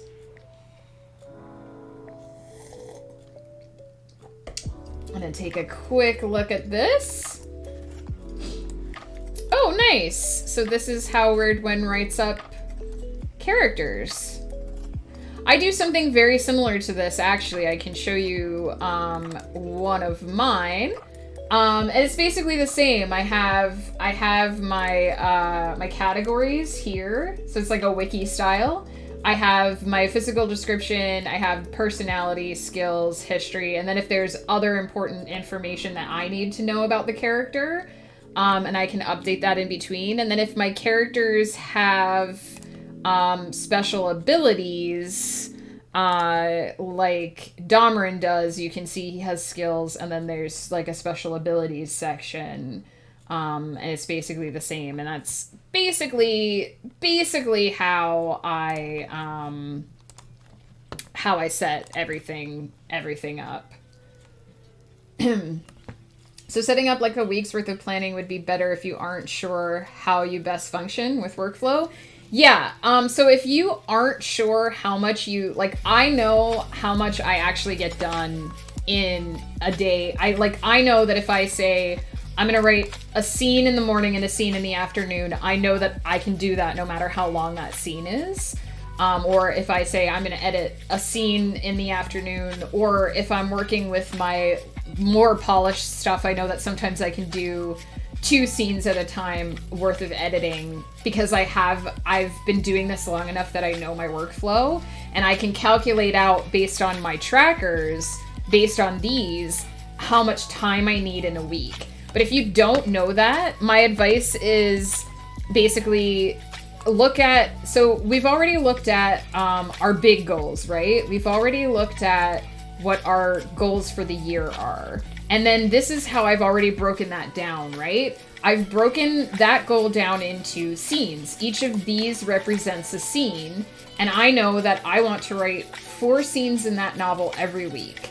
So I would basically come over to my month, and I would say I'm going to write 4 scenes of that novel. So here I have 1, 2, 3, 4. I do block scheduling, so I'll do 1 day of big project, 1 day of small project, and so on. And then Friday is my marketing / like blogging, writing prompt, whatever day. And then I fill in my marketing stuff in the evenings, and I try to do it in little fits and spurts so that it's not taking all my time. So I would say, if you are planning to write, say, 4 scenes in your novel during the week, and you find that you're doing that consistently and you have extra time, increase the amount that you intend to do for the week. If you find that you're struggling to get through the amount that you've planned, then decrease. And keep fiddling with it back and forth until you find your happy medium. You can measure by scene, you can measure by word count, whatever ends up working for you.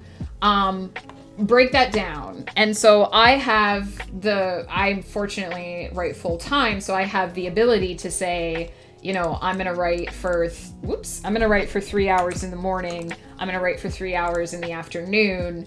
I can do that. If you only have 1 work slot each day, then you would write down your goal for that day, and you would look across the week at how much you're able to do, and you plan for the next week. I don't plan more than 1 week ahead because I find that overwhelms me. I have a general sense of how much I expect to be able to get through in a month from my day planner, but I don't write down an entire weekly schedule until Sunday. Every Sunday I come in, I write my schedule for the week. I update what I did last week, and you can see on this side I have my tracker, right? So my goals for this week are here, and then I mark off what I've actually done, right? And you can see that on the morning of the 11th, I didn't do work that day. I didn't for whatever reason do any writing. But you can see that I hit most of the rest of my goals in January.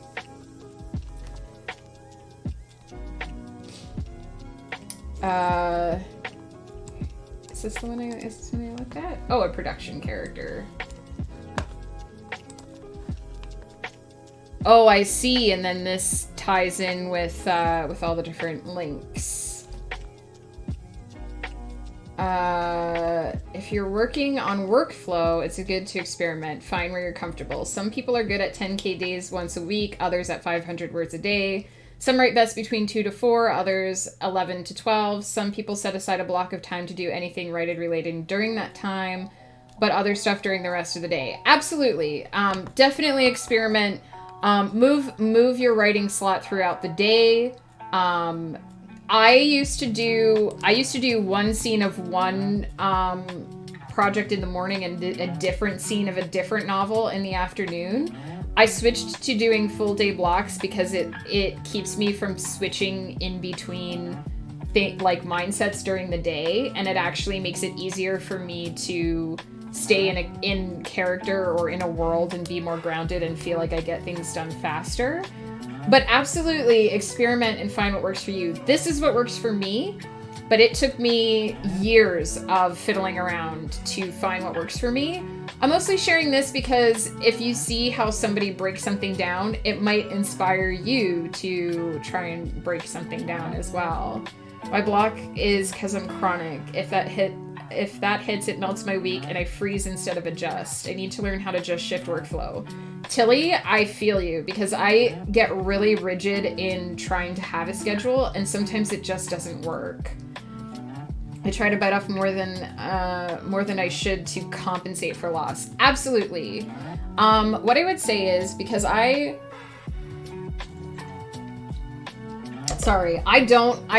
don't have chronic illness, so I can't say that I 100% understand what you're going through, but I do have once a month I get really bad cramps, and it seriously sucks. And when I say really bad, like to the point where when it happens, I have to give up that day and I have to spend that day in bed, because if I don't, then it's going to be 2 or 3 days of really bad cramps and really bad struggle. And I've learned that if I just give up that day or day and a half time period and rest, it benefits me. But it's really hard to not feel guilty thinking, oh, I had all this work I wanted to get done, and I have this going on, and I was really excited about it, and now I'm in bed. So it's really hard sometimes to accept that taking care of yourself is a task too, and that you can't do any other tasks if you're not taking care of yourself. I almost have to go to the ER. Oh no.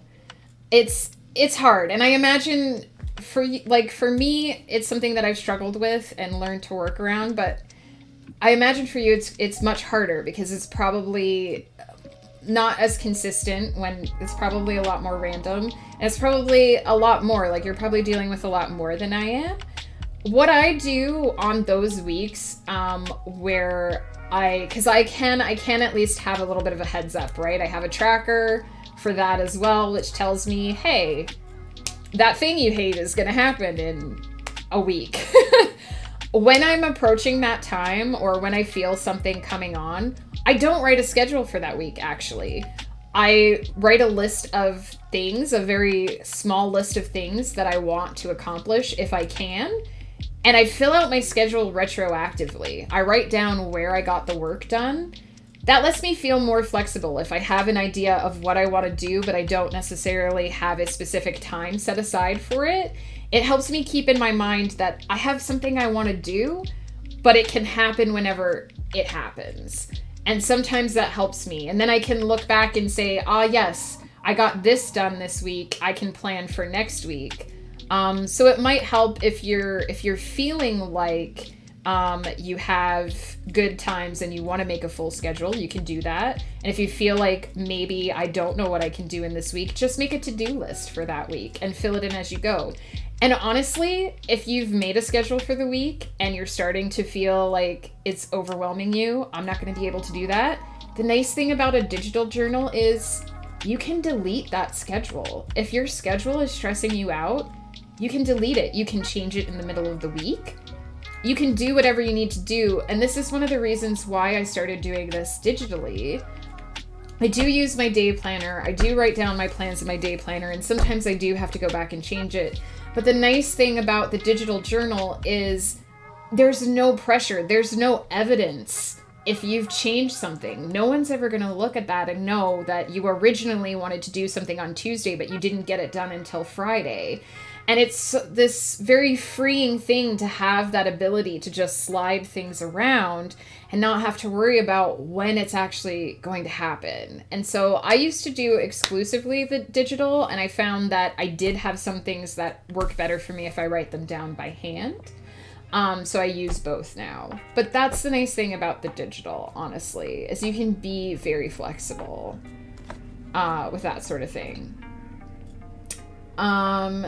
An example, Stephen King priddles around until he gets an idea, writes like crazy until the idea is a book, throws the rough draft at his editing team, then piddles around until the next idea comes. Absolutely. And Terry Pratchett he wrote 250 words every day. And when he finished one book, he would just start the next book. And that was how he did it. Or it was something like he would write 5 pages a day or something like that. He was very methodical about it. So yeah. I hate the attitude society has to self-care. Me too. We have this idea that we have to be busy all the time and we have to be working all the time, and you feel so guilty if you're not working. But honestly, if you're in bed taking care of yourself because you don't feel well, you're doing something important. And honestly, what I do, one of the ways that I have come up with that just personally helps me feel less guilt is I just think about my story ideas until I fall asleep. I just let my characters tell me things about the world, about the story, things that are coming up. And when I'm feeling better again, I write that stuff down. And so my mind is working, but my body is resting. And I'll fall asleep, I'll wake up, I'll think about it some more. Or if I don't even feel like I can think about that stuff, I just put on some music and go to sleep. And I remind myself that I can't do anything if I'm hurting all the time, or if I just feel icky or gross all the time. Taking care of yourself is so important, and we don't even as a society like talk about it. We don't talk about taking breaks. We don't talk about, you know, like we have this idea that if you're not working, you're lazy, and it's wrong. If you're not working because you're not feeling well, you're taking care of yourself so that you can work later. And you haven't derailed me at all, Tilly. Don't think that at all. This is why I'm here. This is one of the reasons why I'm doing this sort of thing. I watch like a movie when I'm resting, and other than the shower, that's sometimes the best time to get ideas. Absolutely. And I've been lately, like when I'm not feeling well, I've just been binge watching Lucifer a second time because I've already watched the show once. So I can just put it on and just watch the parts that I really care about and just let myself zone out for the rest of it. And it's great. And I just don't have to worry about anything. People are allowed to take breaks? Yes, Naz, that's what we're talking about. Breaks are so important. So basically, I've basically gone through like the whole journal, but what I'll do to set this up is I'll basically come in here and I'll look at January. And so January starts on a Saturday, which is kind of a pain in the butt. So I'm just going to start with actually the 3rd at the top here.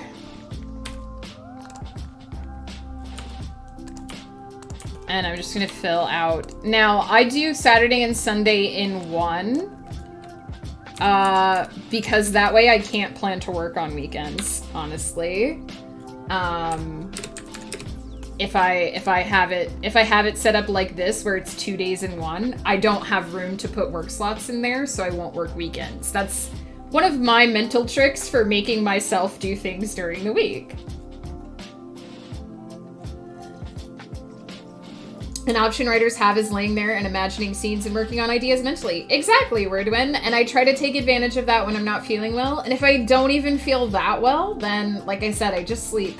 Because sleeping is refreshing you and healing you. Resting is getting you into a place where you have...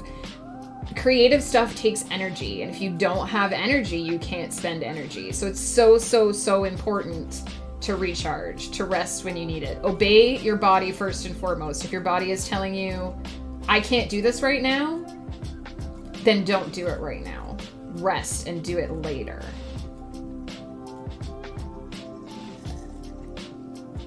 Ooh, I'm assuming that was the cat.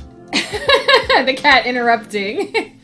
Also, you're gonna learn like all these little mental tricks that help you. Like for me, like having the weekend to be one day and not being able to do anything on that day.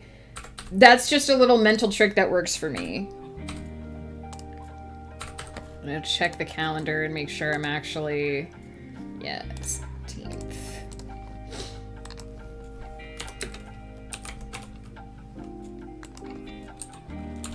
Whoops, what am I even pushing?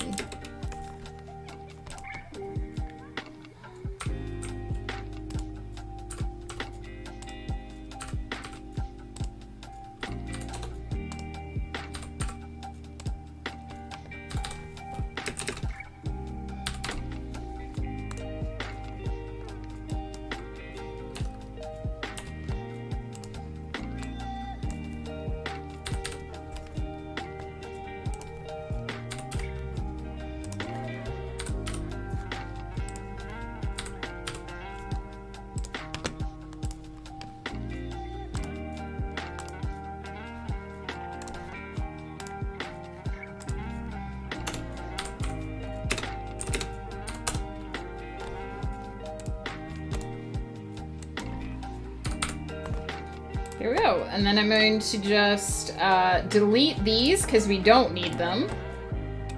Fill in the rest of my black space. I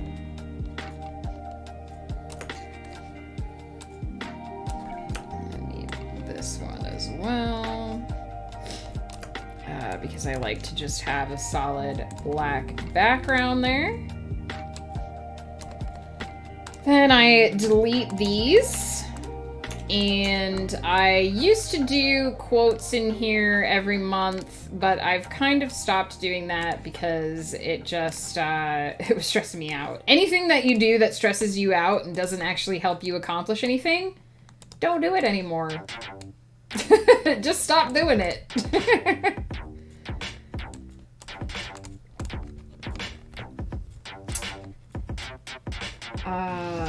Missing some chat. That's how I slept in 6 hours. Every time I woke up, I thought about some scene ideas and fell back asleep. That's nice, actually. I like to do that as well, especially when I don't have to set an alarm. I'm allowed to take breaks and sleep. I'm bad at both of those. Snoz, you absolutely need to sleep and take breaks. I'm sorry to say. Not sorry. And saying. Also, how are you, Snoz? What are you up to today? How's your job search going? My cat likes to jump onto the desk and move my hands around. She wants to my lap, but doesn't go into the lap first without messing with the keyboard. Of course, because she has to make sure that you're paying attention to her first. Work is done. Got bonus coffee. Time to get a little writing done. Go for it, Tam. Good luck. Took a break over the weekend and just watched anime and the live-action Cowboy Bebop. What did you think of that, by the way, the live-action Cowboy Bebop? Have off work the rest of the week starting tomorrow, so I'm going to start searching again. Nice! Also, enjoy that break time. Get refreshed. Take some time to rest. You're absolutely right, Word. When challenges are good, stress is not. Stress can actually wreak so much havoc on your body. And then we have this over here. This is my, as I said, these are my work trackers. So what I actually do, you can kind of see on this one, is that I delete my work slot areas on the weekends so that I can't set goals for the weekends. I leave my yoga and reading trackers, and this is for my editing because I sometimes edit on the weekends when I'm editing for other authors. So what I'm gonna do is I'm gonna delete the first and second here because those are weekend days and there's no work on weekends. Goodbye, everything that is work related. I'm gonna change this as well. That's gonna be tracking slightly different things. And then I'm gonna go to the 8th and the 9th. Because again, those are weekend days and those are not for working. I'm actually going to erase the first and second here as well because I'm on vacation. But I'll leave them for here. And then the 15th and the 16th. And I should basically have these block chunks of 5 days.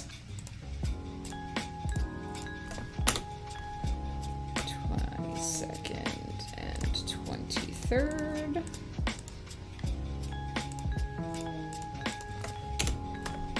And 29th and 30th.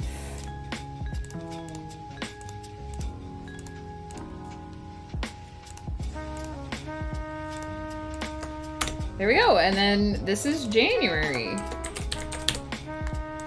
And I'm gonna go through and I'm gonna do that for each month in the year, and then I just have a seamless schedule, and that's basically it. That's basically my digital bullet journal. I'm gonna set up because my planner is undated and I got all these really cool stickers. I'm gonna do that on Thursday. I'm gonna set that up. But this is basically it, and so I'm gonna go back to my template, if we remember from, oops. I'm gonna go back to my template and I'm going to grab writing tracker and I'm just gonna grab months. So I'm gonna do move or copy, create a copy. I'm gonna put it in here. I'm gonna put it there basically. Close that. I just closed the wrong thing. Whoops.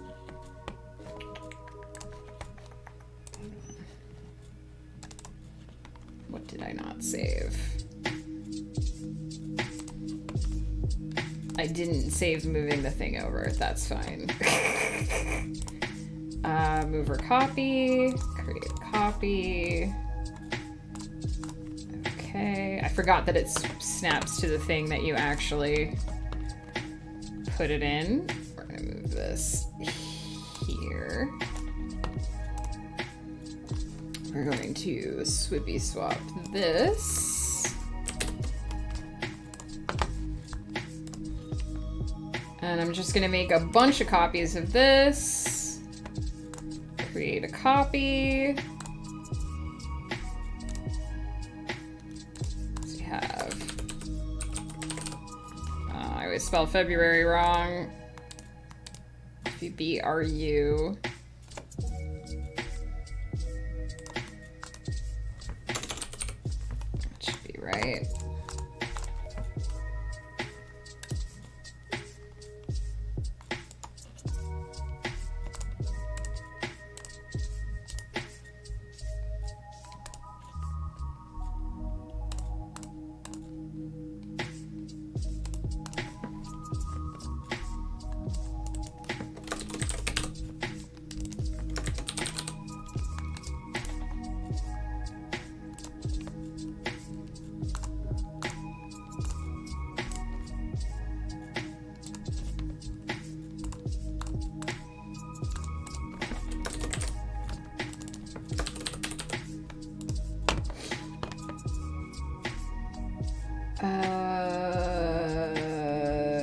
I've missed quite a bit. Just finished watching the anime. I need to finish watching the anime. I've been watching it in fits and starts, and I think I'm getting close to the end. I liked the live-action Cowboy Bebop. It was good. I think it held up really well. We'll have to give it a try. Haven't seen the live-action, but they canceled it. Oh no! So it's only getting the one season. The first was pretty rough. The second got pretty good. Faye's stealing her scenes. Interesting. The live action doesn't look very good, and I've heard a lot of bad stuff about it. Interesting. Ed is life and Spike is hot as hell, and the music and the fight scenes are on point. I really like the anime. I don't know why I haven't finished it, just because I haven't really had a lot of time to sit at my computer and watch stuff. Just out of the anime, the anthology-style episode is one of my favorite episodes of all science fiction. Yeah, you've mentioned that before. Enjoyed the live action. It was a nod to how amazing the series was that they even tried. Absolutely, right? There are few anime with as much staying power as Cowboy Bebop. Haven't watched it for years, but I have the tank theme on my playlist and get pumped every time I hear it. It has amazing music, I will say. 2, 3, 1, let's jam. Yes, that opening is so good. I saw a concert of the music from the composer, then this tiny Japanese woman walks out with an accordion and starts playing. I'm like, who in Japan plays an accordion that well? Wow, that sounds amazing! It was online. That would be amazing. I know, but I don't know, these days, if I'm sitting at my computer, I'm doing something. I've kind of gotten into the habit of if I'm sitting at my computer, I'm doing something. And if I'm not at my computer, I'm watching, like I go out to the TV to watch stuff. But I don't have a way to watch the anime on the TV. I should just cast it. I should just cast it to the Chromecast. But listen, don't judge me. I don't like it when a live action tries to look like an anime. That's fair. They made some interesting style choices in the live show, and I can't decide if they were due to COVID restrictions or if they were trying to emulate the anime. See, you would want it to 100% be a stylistic choice, right? Don't you use my own emote against me. How dare you? How very dare you? Let's see. February starts on a Tuesday.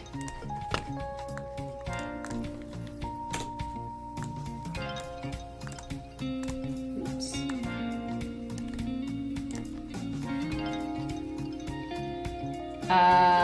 Interesting in this case, there's obvious scenes where they composite the other actors. Interesting.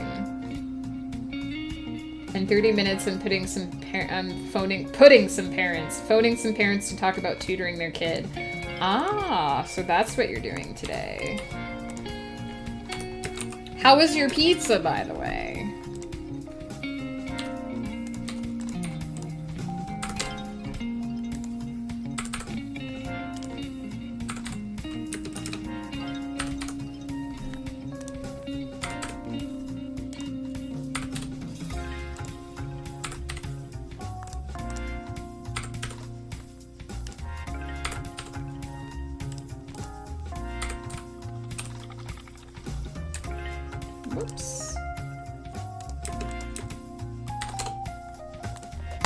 I like to check the calendar and just make sure I haven't gotten my numbering off, so...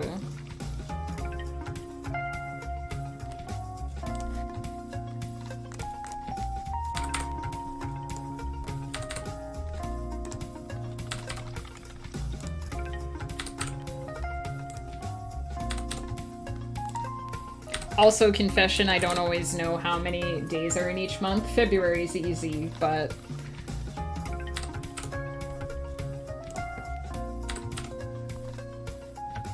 Alright, and then once again, we're gonna delete this. We're gonna fill in that black background, so that it doesn't sear my eyes every time I look at it.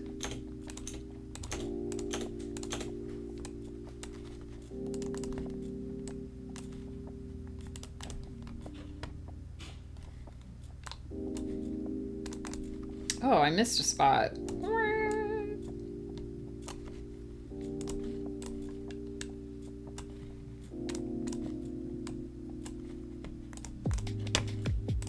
And this is basically it. This is how I finish it off, and then I'm good to go for...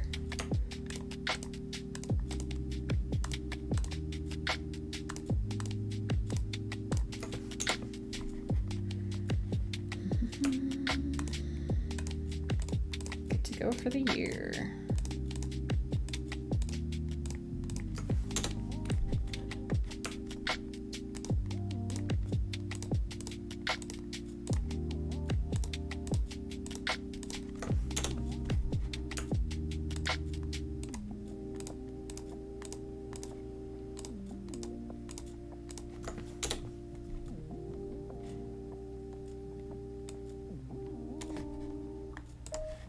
And then for the months that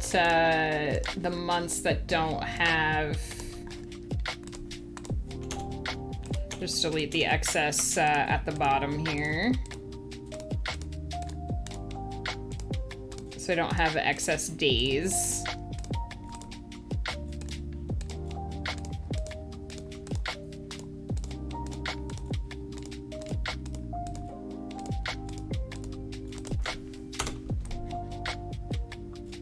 Whoops, I did one too many there.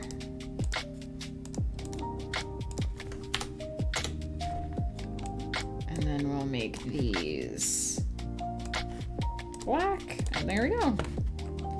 February done.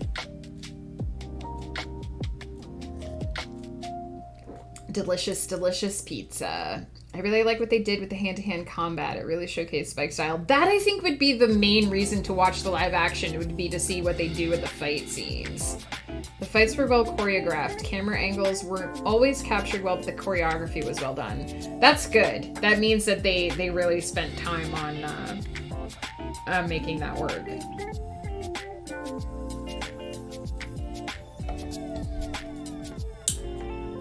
I'd be interested to see how they handled the sci-fi elements as well on the live action.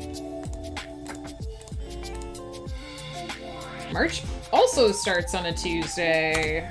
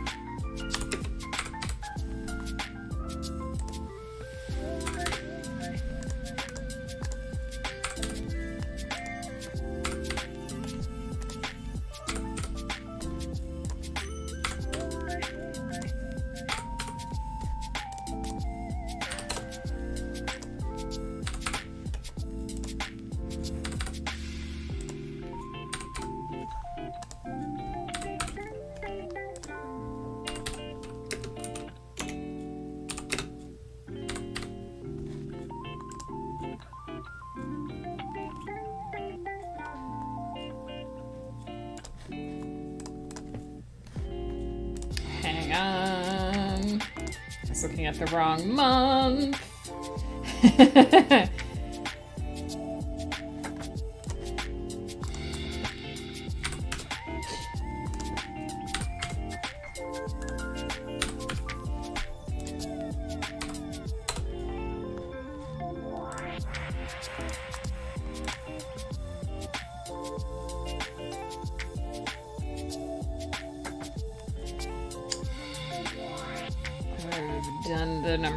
wrong somehow. 26, 27.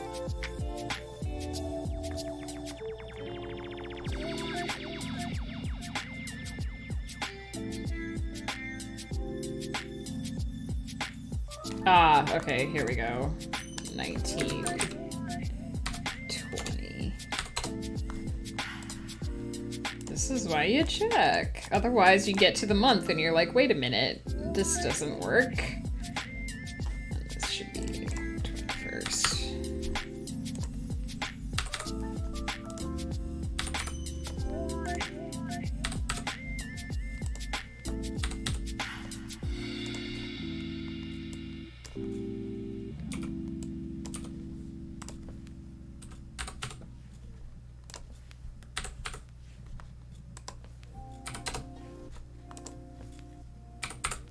There we go.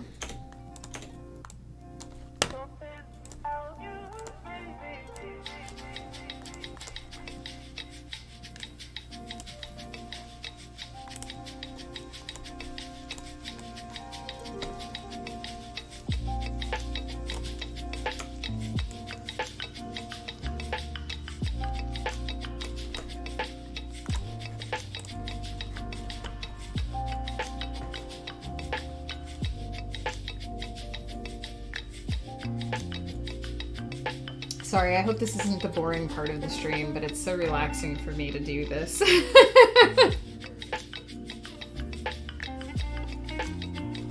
I figure we'll finish out these months, and then we'll look for a raid, because I'll basically be done. There's a couple of things that I need to fill in that I didn't want to do on stream, such as my income tracker. I don't necessarily want to flash my income for the entire year on stream, so I'll do that this afternoon.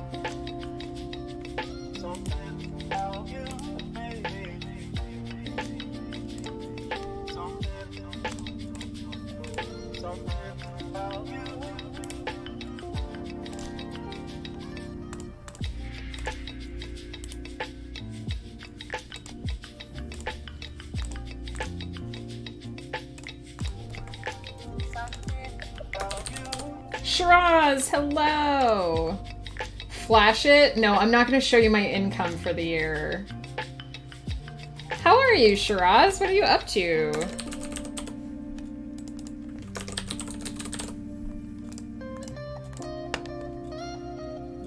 Gotta use the word ensorcelled, so it's all good. Ooh! I like that word.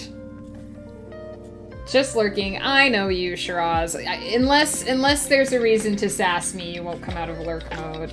You would really sass me if I showed you my income for the year, so I'm not opening myself up to that. I know you.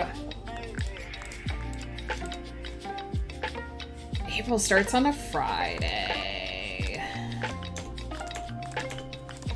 I kind of hate it when there's like all these empty blocks in a week, but I'll make the calendar. I learned yesterday that Shiraz wants to go by Shagraz instead of Shiraz. Is that true, or is he trolling me?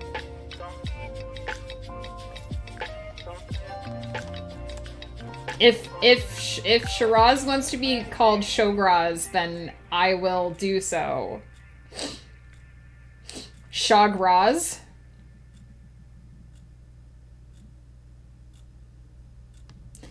If Shagraz is what you want, then Shagraz is what you'll get. Alright. Thing is, with the two of you, I can never tell if you're trolling each other and putting me in the middle, so I have to get that confirmation. I've had government jobs for a while, so my salary is public record.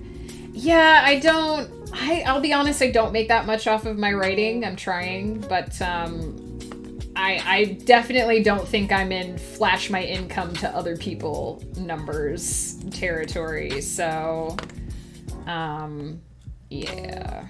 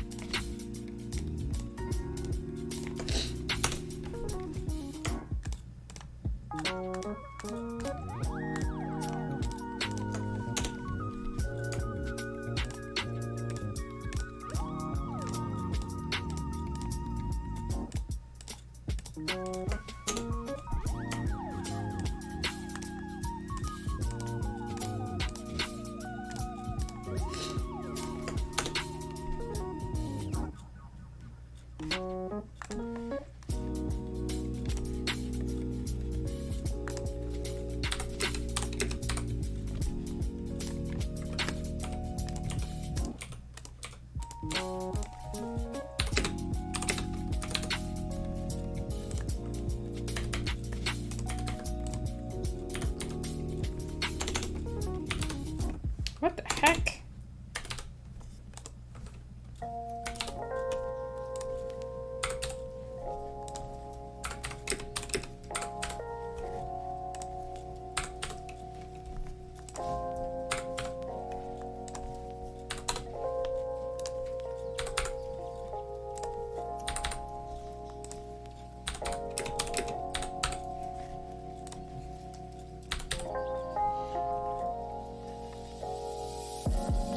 Oh, no worries, Tam. It was Shagraz saying that I should, because Shagraz wants to sass me, and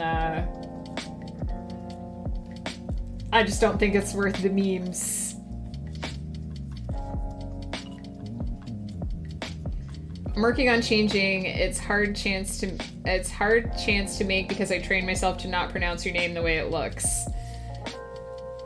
So it's like Shag, like the elder god, right? Shagraz. Like, yeah. I don't remember the full name, but I got you. I got you. I got what you're going for. I apologize in advance because I'm probably going to do it wrong a lot, but I too will make the effort to change. This ends on the 30th. This is Saturday.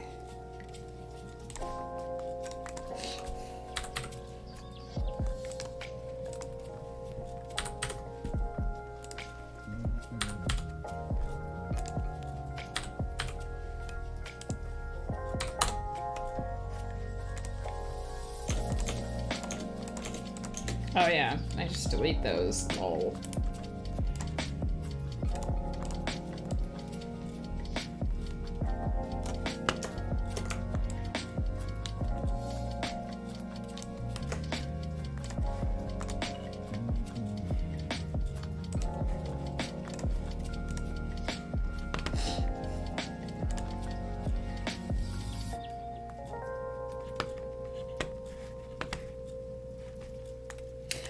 I'm horrible with names in the first place, so like, there's that.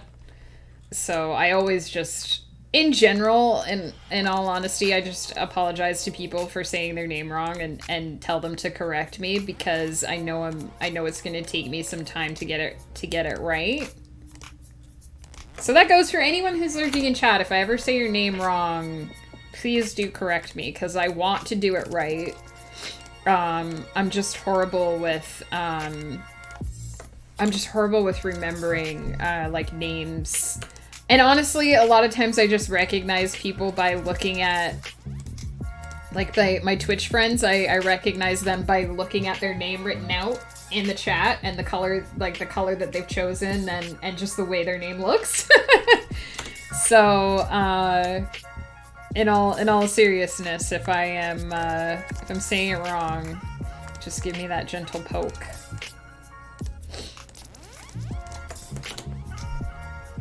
I'm just gonna get rid of all of these ones because there is no 31st in April.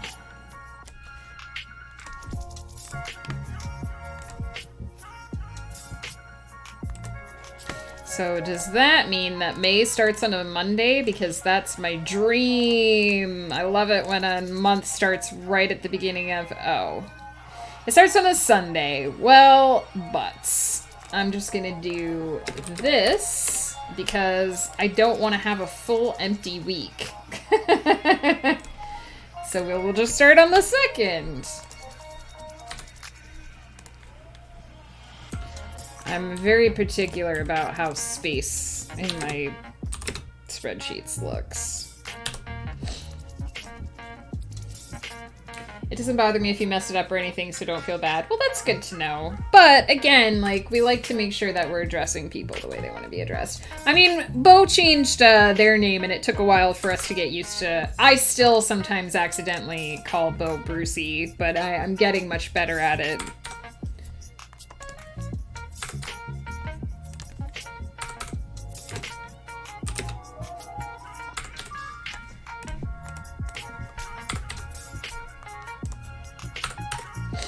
And honestly, the whole idea behind the correction is it gets your brain to start making that change in synapses, right?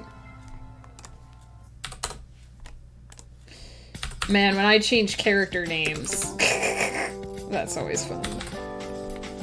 Because nobody else knows who I'm talking about, and I have to remember myself. Let's see. Land on a Tuesday.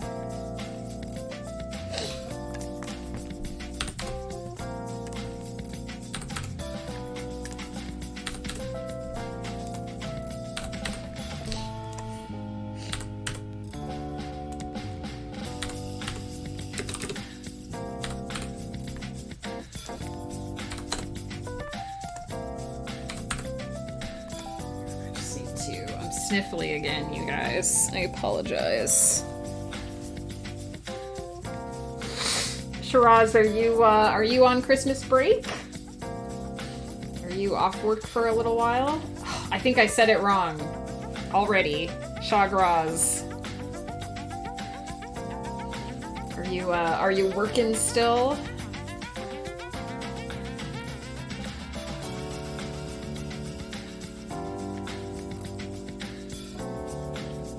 No work right now? Hooray! I assume that means you're off for the break.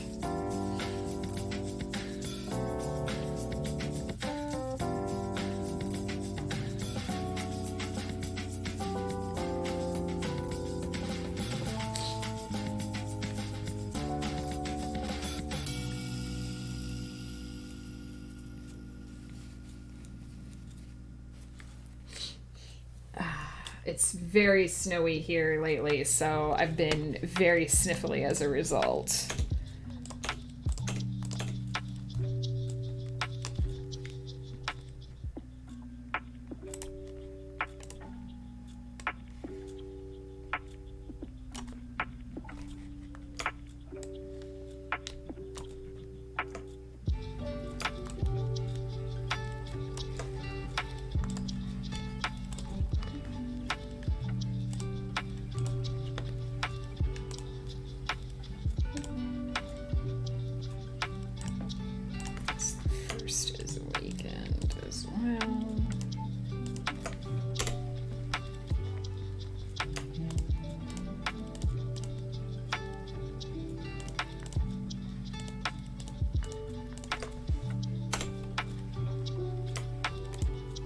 Man, my mouse freaks out when I go into this selection mode.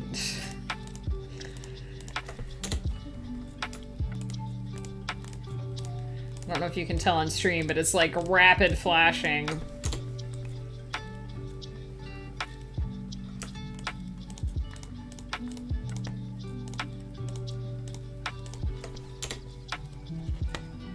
Final, hello! Thank you so much for the resub. I can't believe that it's even my, like, second month of affiliate yet. What the heck? How are you? What are you up to today? We've been spreadsheeting. It's been lovely.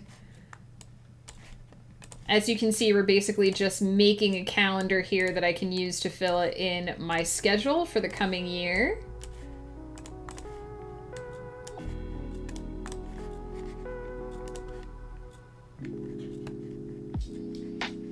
I just love those sip emotes side by side. The best. Slept in majorly. That's awesome though, right? Because it's, I assume that you're on break. I assume people aren't really.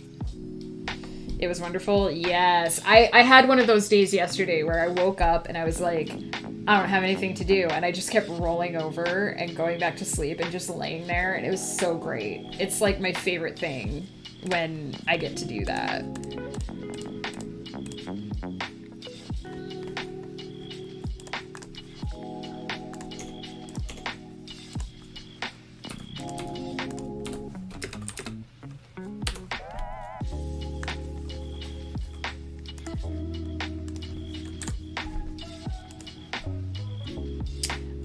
Officially taking a break because my sister's kitchen is getting renovated. Ooh, well, good luck to the renovation there. kind of impacts the business, I would imagine. Plus, it's usually slow during this time. I was gonna say, I don't imagine a lot of people are buying dresses right now. I mean, maybe some people have, like, winter weddings, but... is it snowy in your area? We've got a bunch of snow on the ground.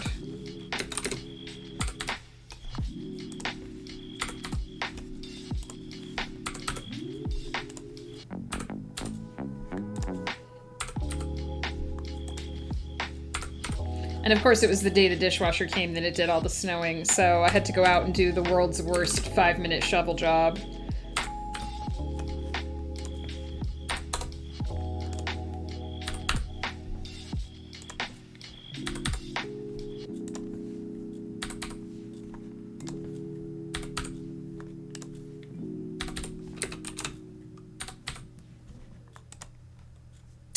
Got more prom shoppers during winter break because they're out of school, so it's hit or miss. Yeah, that makes sense. I mean, I guess it also depends on when prom is, because I know, like, Ghost School does prom at, like, the end of the year as well instead, so...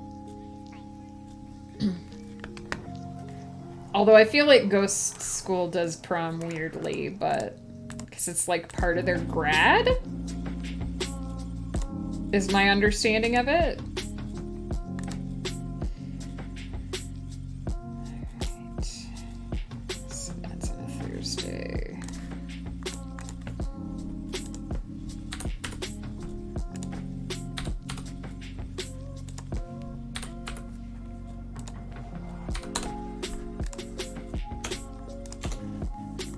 I guess maybe what I could do is just delete contents and then actually just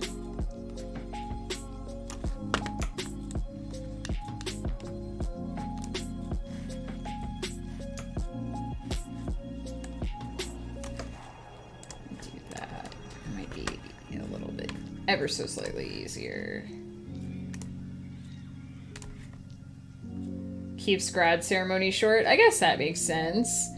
The 4 days between Christmas and New Year's, all the last minute, I need a dress for the New Year's party this weekend, panic, but there's not many parties happening yet. That's true, I guess, because they're upping the restrictions again, so I imagine parties are not going to be as much of a thing. Prom is usually in June, but girls buy their dresses way ahead of time because if you have to order, it takes 6 months. Oh, that makes sense. Can you tell that I was never, like, I didn't go to any of my proms. I don't know, like, any of this stuff.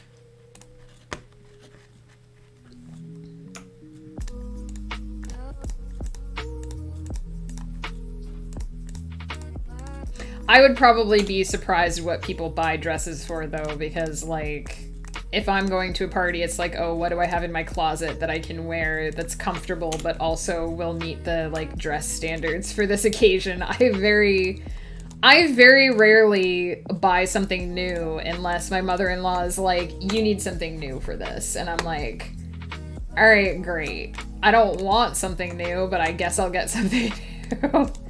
Me and dresses aren't, I don't wear dresses very often. So...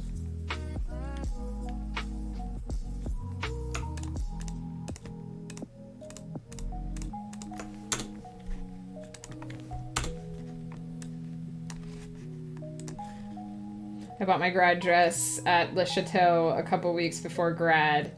Same, oh my god, yeah. Because I'm very much, the kind of going out I like to do is jeans and a t-shirt going out, right? What cool t-shirt can I wear with my comfortable jeans tonight? So when it's a party that I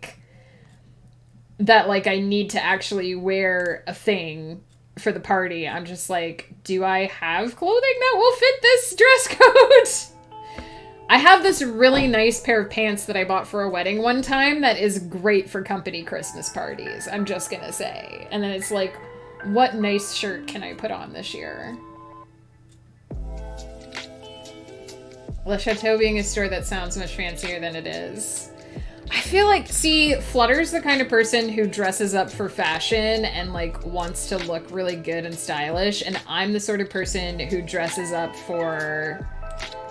like, I want to be comfortable when I'm dressed up too. I don't want to be unable to breathe for 6 hours just to look nice. I want to actually be comfortable.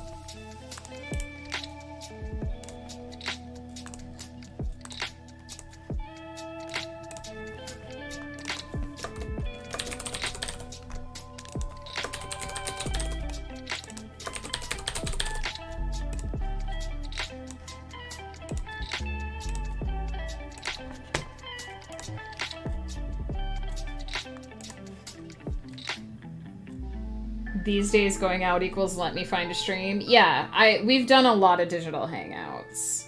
Gotta mute me for a phone call. Good luck, Ghost. He's talking to some parents about potentially tutoring their a child. I don't go to the type of events that you would need a super fancy dress for. I just sell the fancy dresses. I feel like that's better. I feel like selling the fancy dresses is so much better. And like, I like fashion and I like fashion design, but I like looking at it on other people. I don't necessarily like wearing it. And I remember too, like, I loved my wedding dress. It was gorgeous. It was beautiful. It was such a pain in the ass to wear. Like, I mean, I looked amazing, and so did all of my bridesmaids, but holy man, were those dresses pains in the ass, like.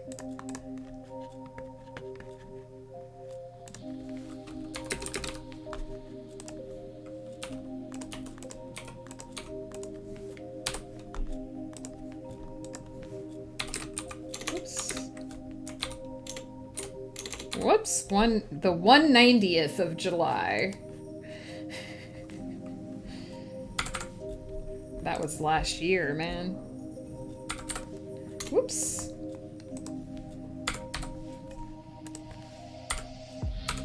Every month in 2020 felt like it was 100 days.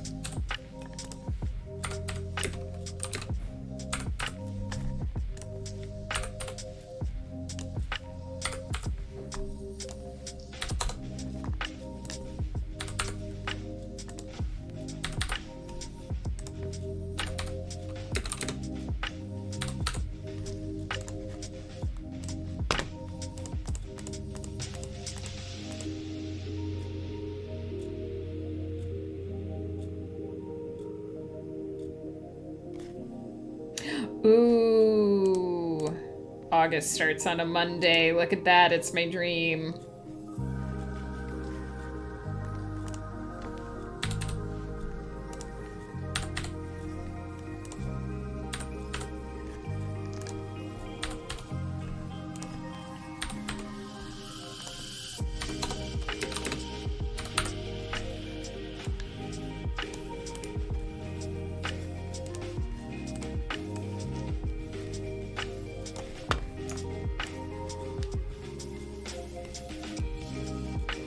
Whoops.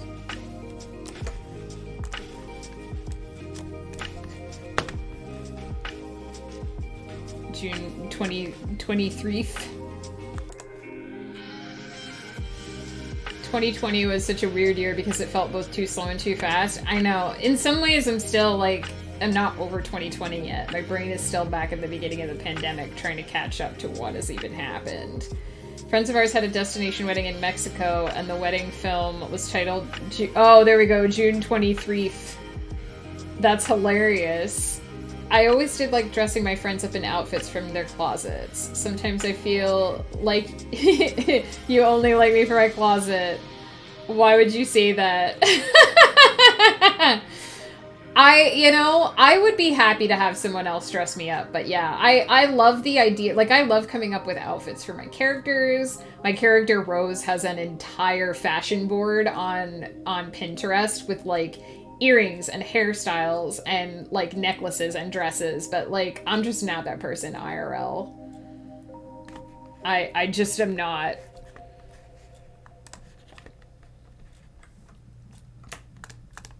Ooh.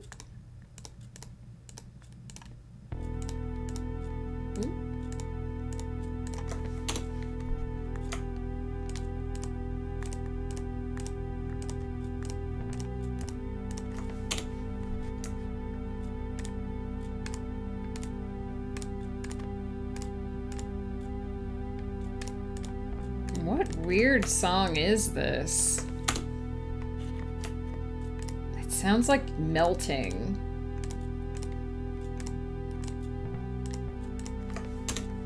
Like the instruments are melting.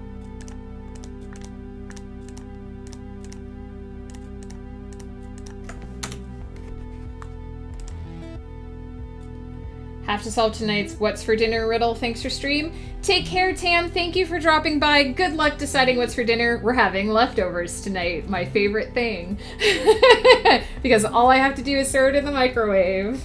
Have a good day. And if I don't see you again before Christmas, have a good holiday as well, Tam.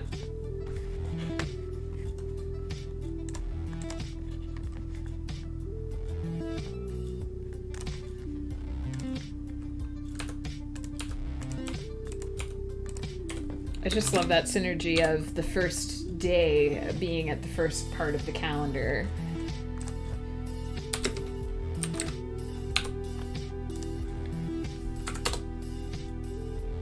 I'm playing symphonic folk metal. The instruments are fine. Everything else is melting. It's just the beginning of whatever Pretzel was playing just now. It was really weird. It was like, is your recording equipment melting?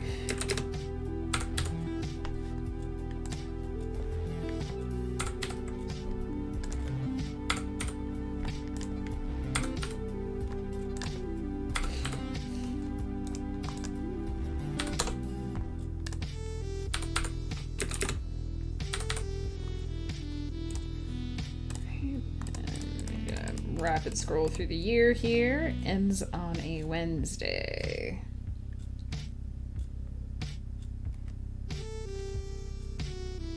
Am I off here? 7. Oh, yep. How did I do that?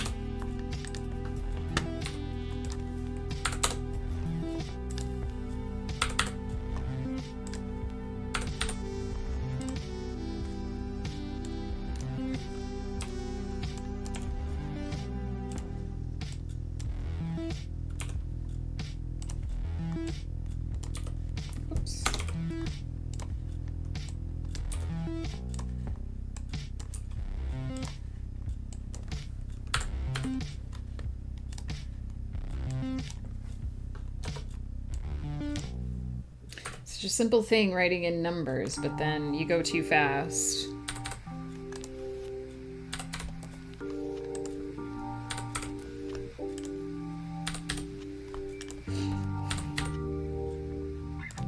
But it's not a thing about making it accurate.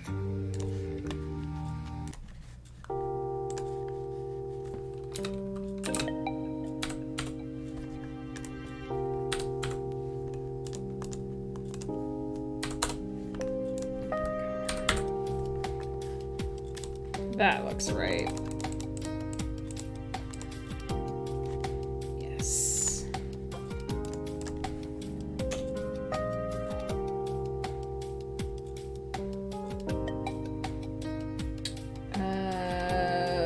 Symphonic folk metal? It sounds interesting. Like, it sounds like something I would like.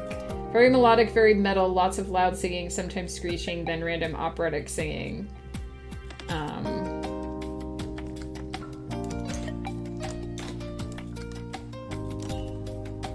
I might have to give it a try. I think what I'm gonna do is I'm gonna do September. And then we're probably gonna do a raid so that I can go make my pizza. Because I'm starting to feel a bit hungry. But as you can see, you pretty much get the point of how I set it up. I hope some of you found this helpful, and if you weren't looking for something for a planner, I hope you just enjoyed the chill nature of the Strem. This is pretty much, I have a couple of pages to fill in that I couldn't do on stream, but this is pretty much me set up for the next year. On Thursday morning at about the same time, I'm going to be setting up my physical day planner. So if you're interested in how I set that up and also what I use that for, and why I have 2 planners, pop back in and check that out. I'll be talking a little bit more about my planning flow and what I like to do in the physical planner versus in the digital one. Also, if you're looking for more of me this week, tonight I will be on Flutterdie's channel for Winds of Chaos, which is the D&D campaign that my husband runs on Twitch, my husband Ghost Pepper. I'll give them both shout outs in a minute. I am currently doing a guest cameo on Winds of Chaos, playing the Paladin Darfin. So you can check that out. He is trying to help the party with a bit of a ghost problem that they seem to be having. And also I will be back Thursday night as well on Flutterdie's channel for Girls Night. We'll be playing more of Trine 2, hopefully getting towards the end of that game, although I don't know, it seems much longer than the first game. We usually do about 2 levels before we get to the point where our brains are fried. So we also do a little bit of just chatting on there. My cat loves belly rubs. Aw, I wish I could have a cat to give belly rubs to. Ghost is allergic to all the cute things. The musical equivalent of petting a cat's belly. I don't sadly have a D&D command, Vinyl, since I don't actually host, but we'll do a shout out for Flutterdie. She is the one who is going to be hosting tonight. The Winds of Chaos rotates where it's actually hosted. And I'll give a shout out for GH Zerost Pepper. He is my husband, my lovely husband, who also is the DM for Winds of Chaos. So that will be happening tonight. I think next week I don't know what I can say about it, but I think I might be participating in a drunken D&D thing. So that is gonna be interesting. Because I have watched many drunken D&D streams, but I have not actually tried to play D&D while drunk, so...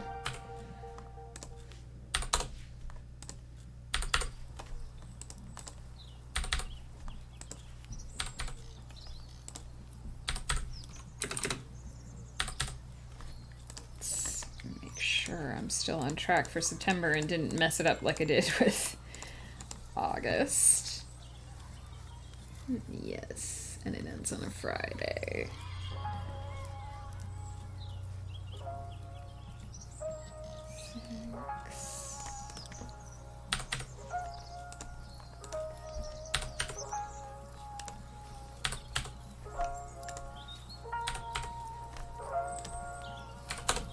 And I'm just going to do 1-2 here so that I don't have an entire blank week on the next page.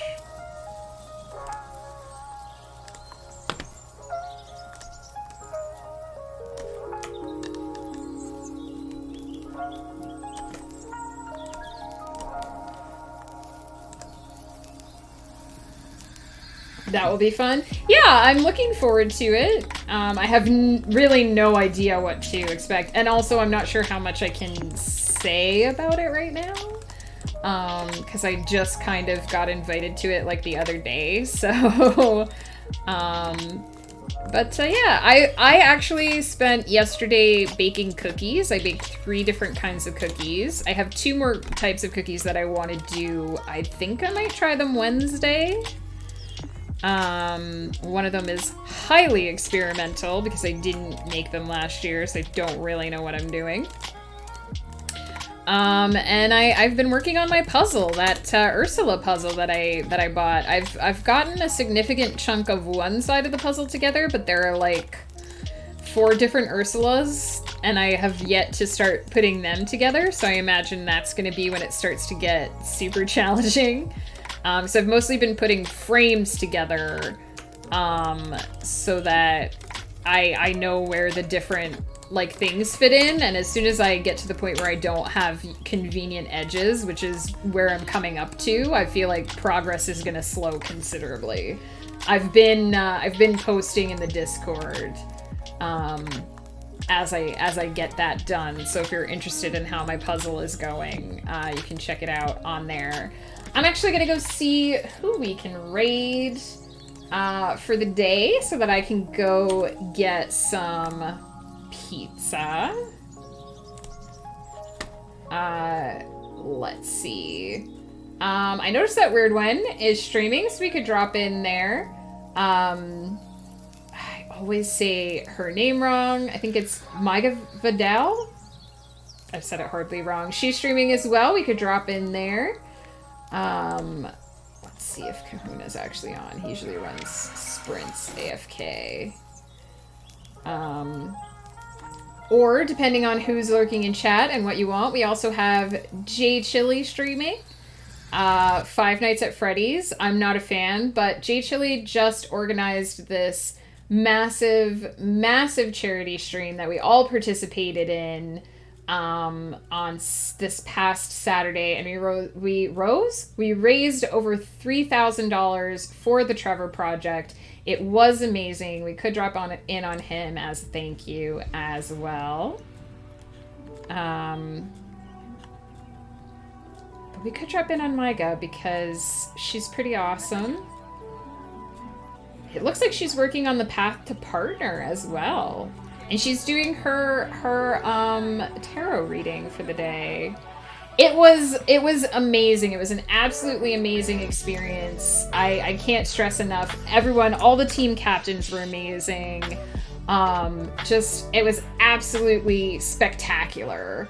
I think the donation links might still be live.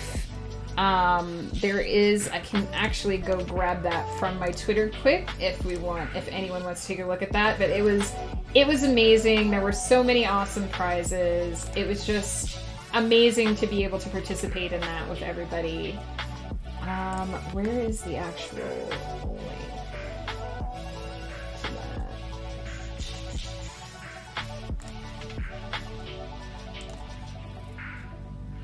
So I will, of course, drop the Team Bardal link because that was my team. But if you click on the Supporting the Mega Charity Event link, you can see all of the donations. Our team raised a little over $800.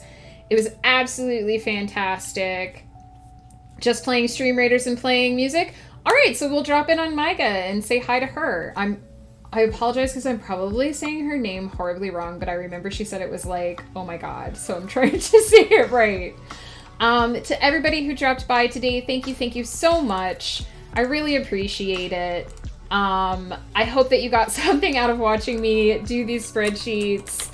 And like I said, I will be back on Thursday to set up my day planner. Let me just make sure she's not going to a break. Because I did for a long time, and Oh, okay. I don't like to drop in on people when they're about to go AFK. It makes me feel guilty.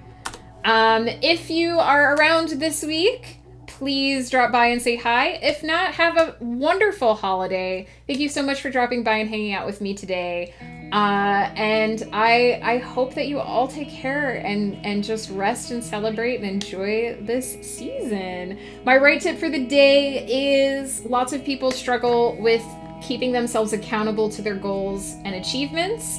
But some people find that if they either write it down or promise to somebody else that they're going to do it, that will force them to actually do the things that they want to do. So I highly recommend, that's one of the reasons to keep a planner or a bullet journal or have an accountability partner that you can swap schedules with for the weekend.